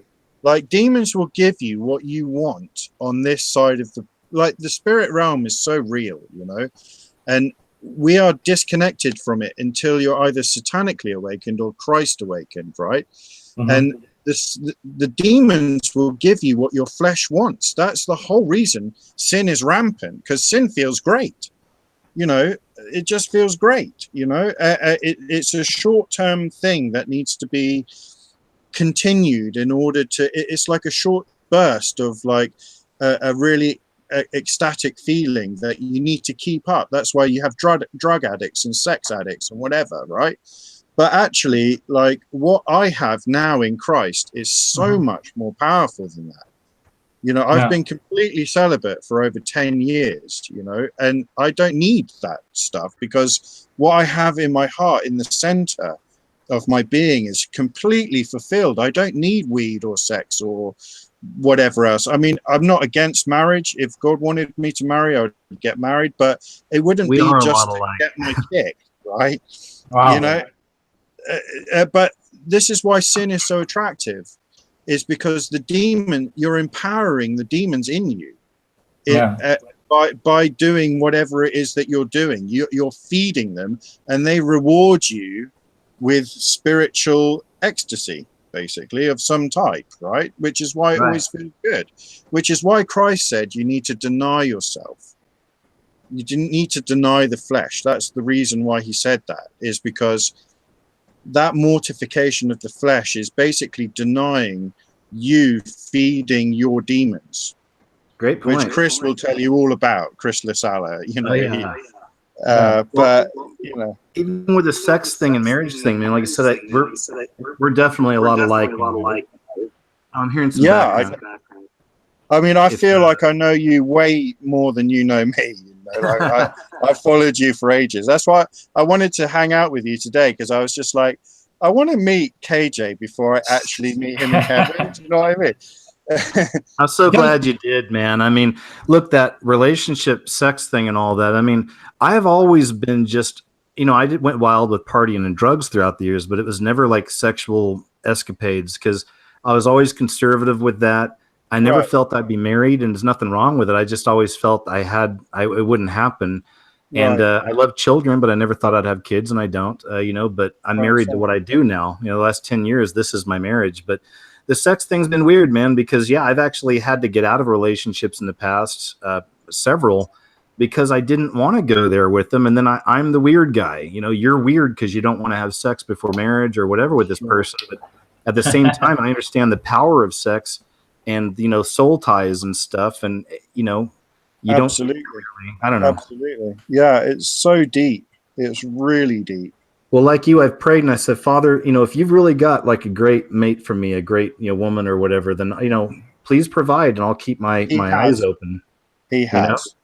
Yeah. Huh? I believe he has. I believe there's someone for everybody. Yeah. And so just wait, Yeah, I don't even feel like I've always been a bit of a loner anyway, but when when I go out, sometimes I'll see couples and there'll be just a little tinge of like, well, that'd be nice, but like I said, I don't want to rush it. I don't want to just go sleeping with anybody you can get your hands on. There's too much of that out there, That's very wise. No, I feel the same way. I was like that. I was very promiscuous before I came to Christ, so I cannot talk. I'm sorry. No, that's okay. We all got I've actually ruined my life through it, dude. So you're on the right track. Like, it hurts so bad when you split up with someone and they're not right, and you have these soul ties, and I had to get deliverance for it. Man, I remember. Well, one of my friends I just went and saw in Texas was one of my best friends in the military, and I lived with him and his wife. He had a 2-story house for years. I had the top, they had the bottom floor or whatever. And even with that, oh man, I'm really sorry. Guys, please continue. Sorry, these dogs are getting into something. Let me run over there and grab them. Sorry to cut off like that. Give me just a second, please. Guys, continue. No worries. Hey, about Jerome. Yeah. You're not practicing shaman now, though, are you? No. My granddad was a shaman, and he had his own tribe in Suriname, in South America. Oh, okay. And have you broken generational curses and stuff like that? That's kind of important, because when our ancestors open themselves up to evil spirits and demonically being inspired like that, the curse goes down several generations. It's actually in the Bible. I forget exactly where. It's in Deuteronomy, I think. Is it chapter 10? Where when these things can be generationally passed on. And I've seen, through my deliverance ministry and just being part of deliverance ministries, you can get real liberation from just cutting yourself off from that kind of thing. So maybe there's something to look into. I don't know if you suffer with any kind of depression or anything like that, but sometimes it can be the source of that kind of thing. I don't know. Okay, well, I can look into it. I mean, I don't have spirit attacks or sleep paralysis. A good documentary, by the way, KJ. Also another one. Well, thank you. That documentary that I watched that made me make the video blew my mind. It's called The Nightmare. People need to check that one out. But go ahead. Yeah. But I don't practice the shaman stuff. Actually, my mother was his daughter, and she went to live in Amsterdam.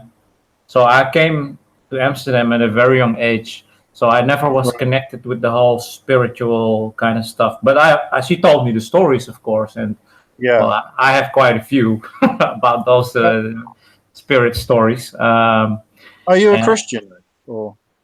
No, I'm actually unlabeled. Okay. I'm not saying I'm not, but I'm not saying also that I am. I mean, I'm still I'm actually still looking. Maybe good. You were fine, dude. Seriously. That's why I'm here. Actually, if this didn't, if it was a subject of interest for me, I wouldn't be here. So can I just testify something? Knowing Christ has been the best thing that ever happened to me. It has changed my life for the completely better. My 30s, in my 20s, I was taking drugs, going to parties and getting hammered and enjoying all life, surfing, traveling the world, doing crazy things that are really fun. Yeah. And I got this event at the Psychedelic Trance Festival happened to me on my 26th birthday. It was literally my birthday, right? And which I just celebrated 13 years of being born again on the 17th. Congrats. But thanks. But my 30s, after that horrible period of being torn apart by demons for 3 years and going to mental hospital and stuff, then getting the deliverance.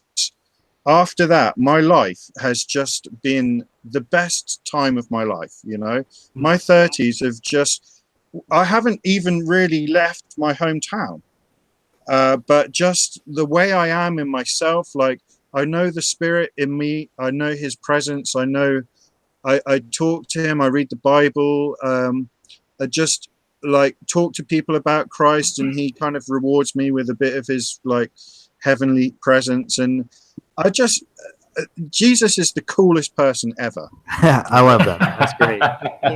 That's a great way to look at it, man. But is it like a person? I mean, how do you see this? Jesus is a person. As a person. Yeah, okay. He really lived. Look into it. There's a really great book called The Case for Christ by this guy called Lee Strobel. Oh, yeah. And he documents exactly. He was an atheist reporter, and he did this book called A Case for the Creator because he didn't know whether there was a God or not. And then he kind of did this book, and then he did it for Christ, and he kind of lists all the kind of logical, historical reasons why Jesus of Nazareth was a real person. But my experience as a spiritual person was to meet him personally in spirit, through his spirit. And I can testify that I've known him for 13 years, and I honestly, he just blows my mind. He's so wise, and so there's no one like him. You know, if you really read the Bible with like spiritually open eyes, it's the greatest literature that's ever been. And the reason is because it's alive. It's spiritually alive. When you read it with an open heart in order to receive, that is when you hear God, you know, and it's so powerful, so powerful. And you know him spiritually, even though it's words in front of you, they are spiritual words, and they are spirit and they are life, and his word does not go out void, it says. And so everything that you're ingesting is like feeding your soul. And when you understand that, the Bible isn't your enemy, and you know, like a lot of people, they go into the Bible thinking, I'm going to disprove this. Right. You know? But actually, you know, if you go into it with an open mind, like I after my experience with Christ, I was like, well, I guess I better start reading the Bible if I'm going to be a Christian, you know. Yeah. And so I started to read the Bible, and I admit it was very difficult going to start with. But eventually, like KJ, I have to read like a modern translation because King James just does my head in. I do read King James as well when I want extra clarity on the actual accuracy of it. But generally, I'm after the message. I'm after the meat, the wisdom, the spiritual, like essence of it that can feed my soul, you know. That's and beautiful. So and just when I read the Bible, like I feel like I'm having a conversation, you know. Like the book of Romans to me is just the answers for everything, you know. It's the answers for why I sin, why I don't obey God a lot of the time, and my hope in Christ. And like the book of like the epistle of Corinthians just helps me kind of like hope in what's beyond the grave, you know, like we get new bodies. I can't wait for that. My body sucks at the moment because it's corrupt, right? I'm corrupt. I'm a corrupt person. I'm corrupted. But the hope I have after life is like we get bodies that never die. But they are redeemed. They're glorified bodies, you know. And it's like I can't wait for that. I so want to be liberated from sin, you know. Oh, man. Sin bogs me down, you know. Sin is like everything. Sin is what you do when your heart isn't kind of like satisfied with God, you know. Right. But when you are satisfied with God, you don't need to sin, you know. No. It's so powerful. Trust me, dude. Keep looking. Read the Bible. Read about Jesus, because Jesus, I don't care what anybody says, you cannot read the Bible and think this guy does not know what he's talking about, because he is the wisest person who ever lived. You know, the way he dealt with stuff, amazing. Well, you got to, you know, even from a worldly stance, it's like, why is it that Jesus is the most hated figure, you know, amongst all these different religions and beliefs? You know, this world hates him. Masonic lodges accept every god except for Jesus. They don't talk about Jesus. Right. And they don't know what they're missing out on. It just, you know, if I could just give everybody in the world what I have in Christ and just go, look, just have it. You will not regret it. I promise you. Everybody would just get on their knees and start worshiping, believe me, because the way I know him, I wish everybody knew him. I wish everybody knew him better than me, you know, but like, I don't know why, but he just kind of like blesses me just to know him in that way. And I'm a natural evangelist for that, because I'm just like, well, I wish everybody could have this, you know, and that's my driving force for talking about it, just because I love him so much, you know. That's great, man. I appreciate you sharing that too. I feel that some people out there wanted to hear that and needed to hear it. Guys, what I think I'm gonna need to do though is I probably need to jump in a second over to, we got 2 more people waiting. I just want to give everyone some time. Anything else you wanted to finish up with? No, I look forward to seeing you in heaven, if not before. And Jerome, you too, it's been a pleasure meeting you. I always think like that. It's so nice meeting you, and you too, Jerome. And just thanks, guys. We'll see you here on YouTube and see you around. I'll do some more of these in the future as well. I like having people on, but thank you guys so much. Yeah, God bless you. I think everyone, got a clear message from Brother Tris. I'm not as far as he is concerning his experience with Jesus or his relationship, but I have a lot of friends who are Christian. I also have Muslims as friends, and we have great discussions about the path and that kind of stuff. They also know that their Quran is not clean. They know it's been tampered with. Yeah. So also, what I learned also from the Muslims is actually the same things you're saying now. It's like just listen to the inner message. All the whole circus around it with all the temples and the tubes. Forget it. Let me finish with one thing. Okay. The where everybody's looking for love, right? Aren't they? Everybody's looking for it. And for me, as a Christian, when I look at the cross, I don't see weakness or failure or whatever. I see strength and obedience and love. Like when I look at the cross of Christ, I see God dying for me personally, and for Jerome and for KJ. That's what I see. The cross is so powerful for that, because the cross is the representation of love. It's not like a heart, that's the modern secular version of what love looks like. No, love looks like an execution device. That's what love looks like. Yeah, it's true. It's interesting. It's about the sacrifice. Love is about sacrifice, and no one sacrificed more than God. Love it, man. Thank you for that. Jerome, you want to say anything of that? Yeah, well, I'm very careful concerning symbolism. Sure. So I'm glad he has this experience, Brother Chris, about a cross. But yeah, the symbolism is also a tool that that the elite is using to their best extent. So I'm very wary about symbols and that kind of stuff. You're right. I've discussed that as well. This is why you have all these, satanic sellout Illuminati type artists always wearing crosses, right? Because, exact. Yeah, there you go. It's more of a mockery of it, really. The mockery, yeah. And that's also another thing that I would like to mention. I mean, when you start studying, the music industry, the whole satanic system and agenda, you study like the dark side, but at the same time, and that's why I found connections with the Bible. Like, hey, this is also in the Bible. They warn us for this, killer fornication or spirits in drink, and that's why it's called spirit alcohol. It's right. It's like the certain words already warn you about bad behavior. And that's why I discovered certain things in the Bible, which already were warning you way before, you even knew what spirit was. Yeah. So through my dark study, I found definitely things that were within me that I could correlate within the Bible. Like, hey,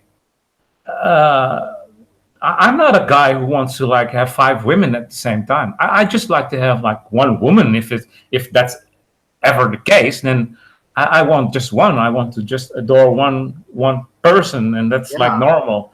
That's like the triangle, the man, the wife, and the kid. That's how it should be, and that's a powerful system from God, I think. Hey, Jerome. I don't know if you'll appreciate that. I think you will, because you sound like a wise and spiritual person to me. I don't know if you get that, KJ, but I do. Dude, I honestly, genuinely want to say that I'm going to pray for you. Okay. And I don't know if you'll appreciate that. I know a lot of people say, "Hey, I'll just pray for you," but really, I'm going to ask God for you, because it sounds like you're so close. Yeah, I can tell. I wish. Yeah. I think the things that I feel from within, what is wrong and what is good, what is bad, what's good. When I start studying all these evil shit. I thought, well, that's like straight up against me. I'm not with that. I don't want to live like that. I cannot have 5 women at the same time. What does that lead to? I don't understand this. Why they propagate this in the media and you know, in even They're trying to animations. destroy society. That's what they're trying to do. Yeah, exactly. I mean, if they can attack the family triangle, then they are getting like, you know, in a good. That's how they proceed, you know, and that's not what should happen. I think if we want to like live like we should, and if you look at man and woman, they're like a puzzle that fits together. You know, it's like. That's not coming from a Lucifer or someone. That's some higher creation which created man and woman, and they fit together like a puzzle. And when this puzzle comes together, they create new life. Right. And that's in true. his image. Yeah, Made and man and woman in his image. exact. So looking at how nature is structured and how it works, it made me think about certain aspects of, you know, what was propagated to me, like the gay lifestyle and gay fashion propagated upon heterosexuals, which I also feel, especially in Amsterdam. I mean, all these metro men, these like silky, shaved, polished guys, you know, it's just fucking nasty actually to see it. You know, it's so way off what we should be as a real man. Yeah, that makes me think of, I mean, you know, remember, this is a beast system. The devil runs this, you know, and he hates us, you know, like he hates He really does. Yeah, and I feel this all these tactics and all these methods, and you know, through media, through films, through culture, to literature, to magazines, to people around you. You know, it's like there, and that's also another aspect of it. You know, if you want, like, when you're awake and you want to find like a partner, wow, that's really difficult. That Because gets tough, man. That can get tough. Yeah. because you know, all the nice girls, they're system girls. You know, they're like They are. They Not absolutely all of are. them. I know a lot of lovely Christian girls who would suit both of you down to the ground. we have like a Christian pimp here. No, I think it's you know, the whole finding a partner thing is like a natural flow. When it happens, it happens. But at the same time, I'm very wary of what kind of person I get contact with. I mean, because if I get hooked to a girl that's like fully system, like, you know, like a system girl, like, you know, the fashion, the high life, and that kind of stuff that they propagate. Yeah, I cannot go with that anymore. I mean, maybe 10 years ago I would, you know, like, hey, nice girl. Oh, she has a nice expensive dress. I went, oh, and she's buying me some drinks, some spirits. Oh, great. Well, here's something I can tell you. You know, I did, in fact, this weekend, or this past weekend, I was talking to one of my friends in Texas about this, but I dated one of those system girls. This is several years ago, and that's why I made that video on the narcissist psychology of demons, which YouTube's taken down so many times, but it's on the website now. The point is that, I mean, like, you know, not to toot my own horn, the girl's beautiful. She's like a 9 or a 10, beautiful girl. Very sexual, you know, of course it's always very sexual because that's how they get you. But then I found out like she was truly like evil to her core. I mean, I want to get into all the stuff she did, but not just to me, but to other people. And the weirdest thing is that I literally lost a tooth when I was with her. I had a tooth in the back of my mouth. You can't see it, but it just crumbled and died. And I remember telling my mom, like, I think that's some of the poison I picked up from this person. All my other teeth were fine. Just one tooth just crumbled up, and I was eating a sandwich and I felt something crunchy. My tooth literally just started falling apart. I know that sounds a little crazy, but that's how I felt at the time. Like that soul tie, you let some of that wicked into you and it starts manifesting, you know? Yeah. I heard these stories that, you know, when you get with a partner, you get to deal with all the demons they had before, you know, and it's like giving through sex and that kind of stuff. I don't have this experience myself, but knowing now what I know now with all frequencies and you know, that kind of stuff. Yeah. I can imagine that you can feel that way. Definitely.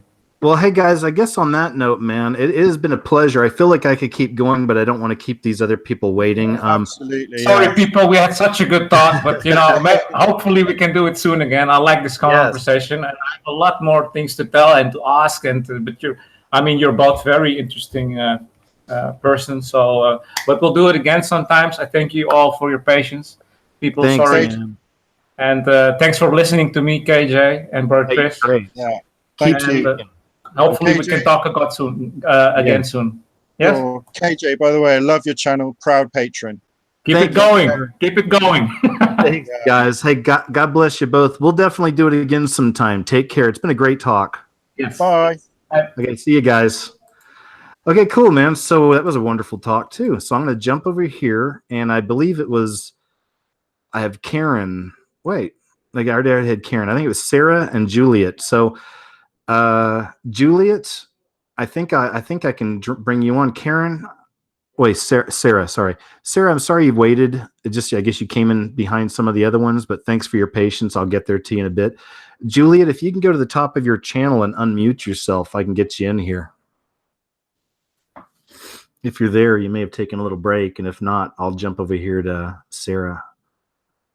So, okay. Hey. There you go. What's up, Juliet?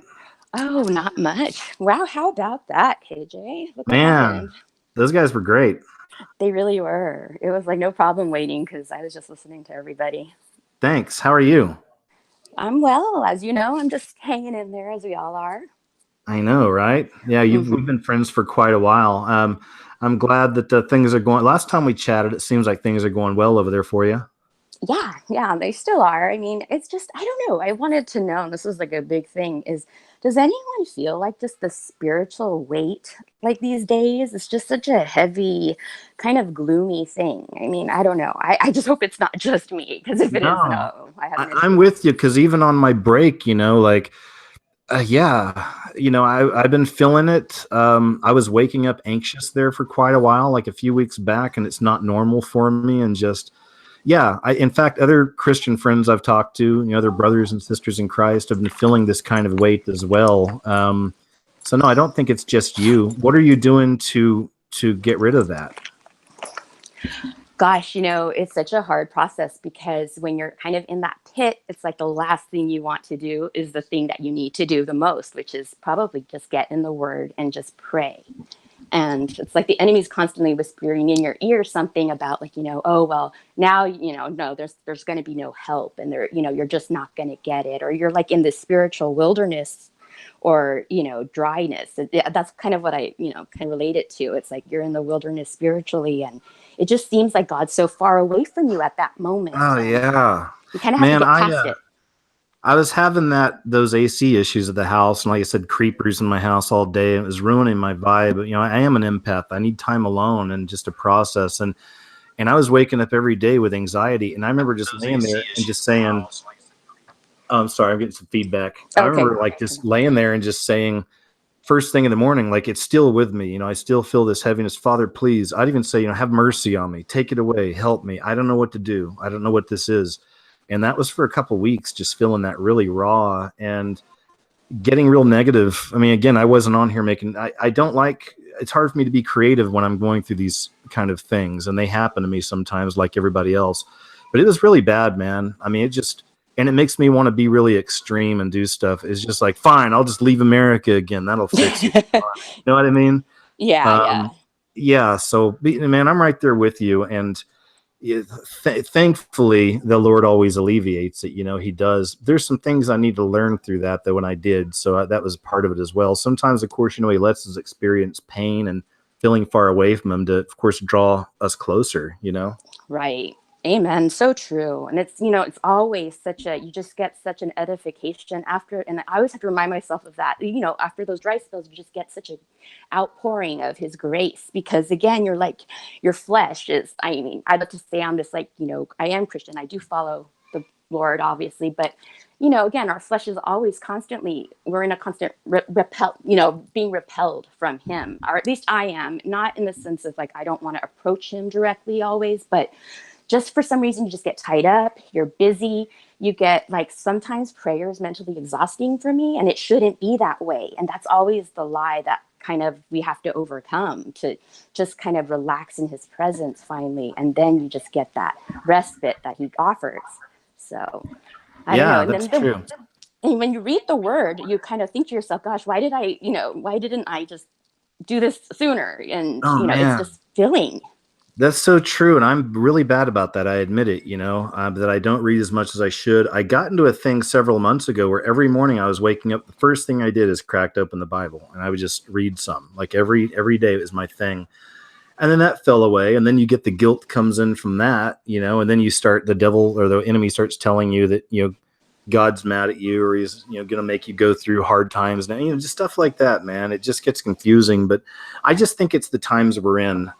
I find myself, like I said, having to take a break to get away, because I can't stop this. This is just who I am. And even when I take breaks and try to watch something, it just immediately I'm seeing through my spiritual eyes. Weren't you telling me to watch Ant-Man, or didn't you go watch Ant-Man?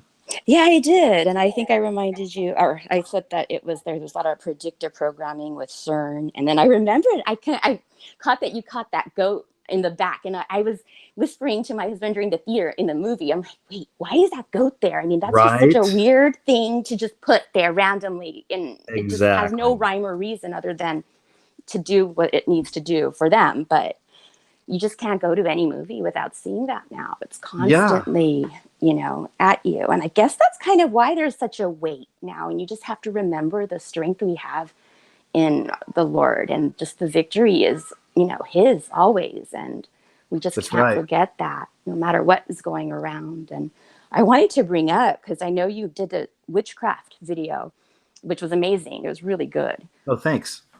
Yeah, my friend just emailed me something, and she was kind of upset because there's a college campus right next to her. She lives in Pomona, and I think it's Claremont College, and they were having like this invitation via Facebook to get like all these co-eds together and it's like, come and join. I forgot the name of it.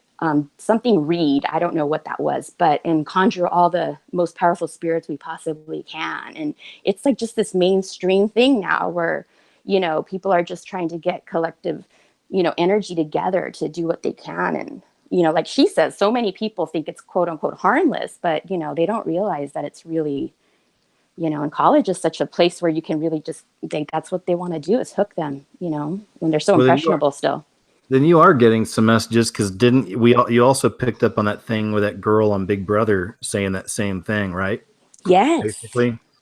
Yeah. Saying we all need to pull together, and all of us seers and blah, blah, blah need to put our prayers against you, or whatever it is. And,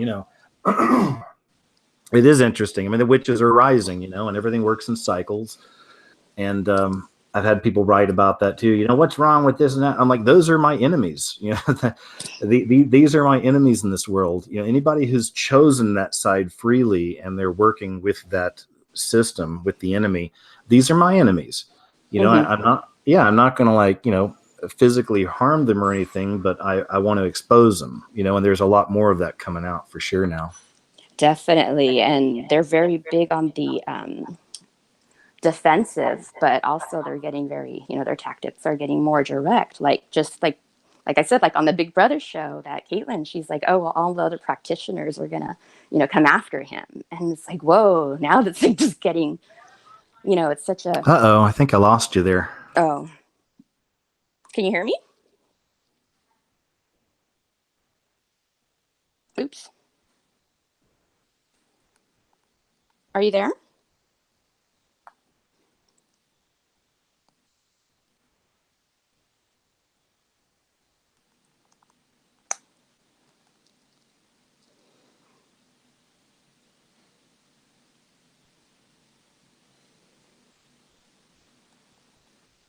Hello? I can't hear anybody for some reason.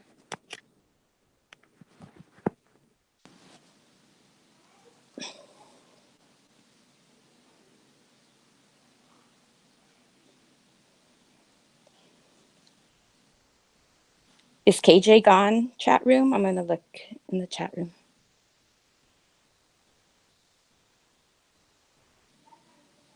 Okay, so you can hear me. Okay, so I'm just going to try and see what's up. So, hey, chat, how are you? Until KJ comes back.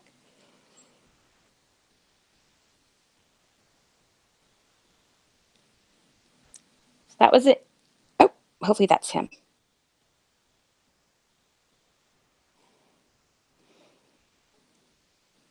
Okay, I think he's gone right now. So, okay, everybody. Hi.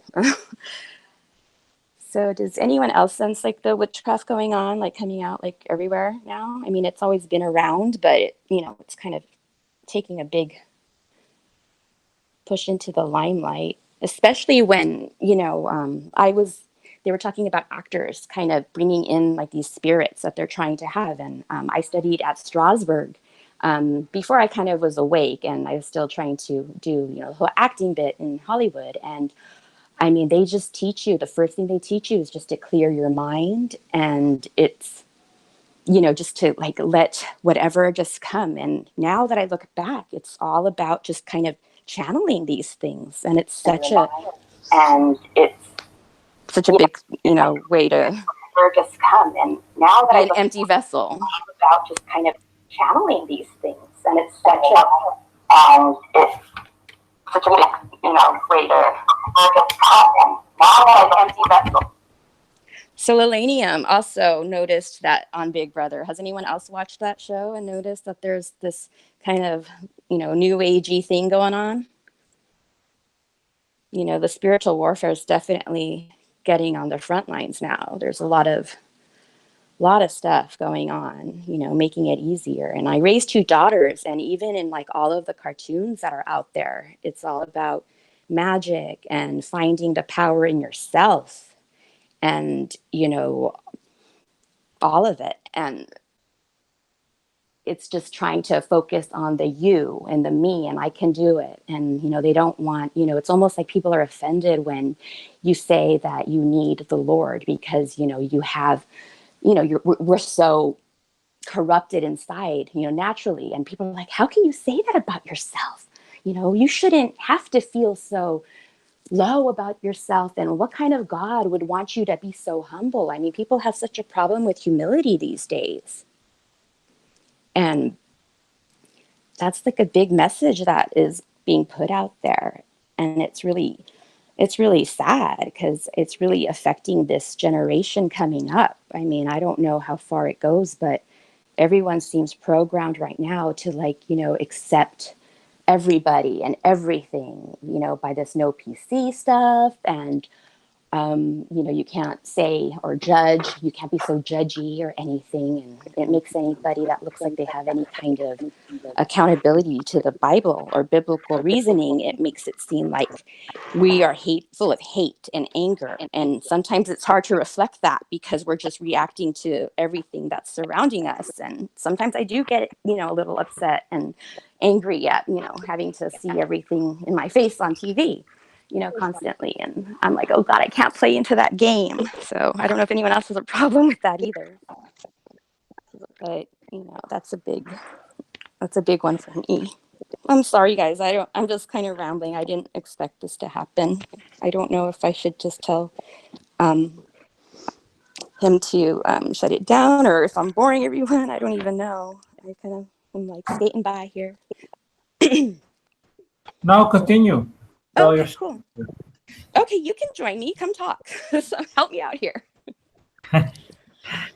Okay, hold on. Yes, righteous anger is very important. It's very important to have that righteous anger. I was explaining, it's funny, I homeschool my daughters and just teaching them the Bible, it's so amazing. It's been such a blessing because I have learned things from the Bible that I didn't catch, just by doing my own Bible study. Just like the Magi, for instance, we were going over how the Magi were visiting Christ and we just all assumed they were wise men, as we always know, but they were actually the, practitioners of those arts. And they were kind of going to check out to see if this, power or prophecy was real. I mean, they were actually like the competition, if you really want to go that far, because, they weren't necessarily practicing biblical things. And, they were there and they had to, give credit where credit was due. And to me, at least, that was a big eye opener. It was kind of like, wow, all of this, stuff has been, as, again, nothing new under the sun, so to speak. So. Yeah, it's like rediscovered. It has been rediscovered. Yes, exactly. And things are going on. Do I have you?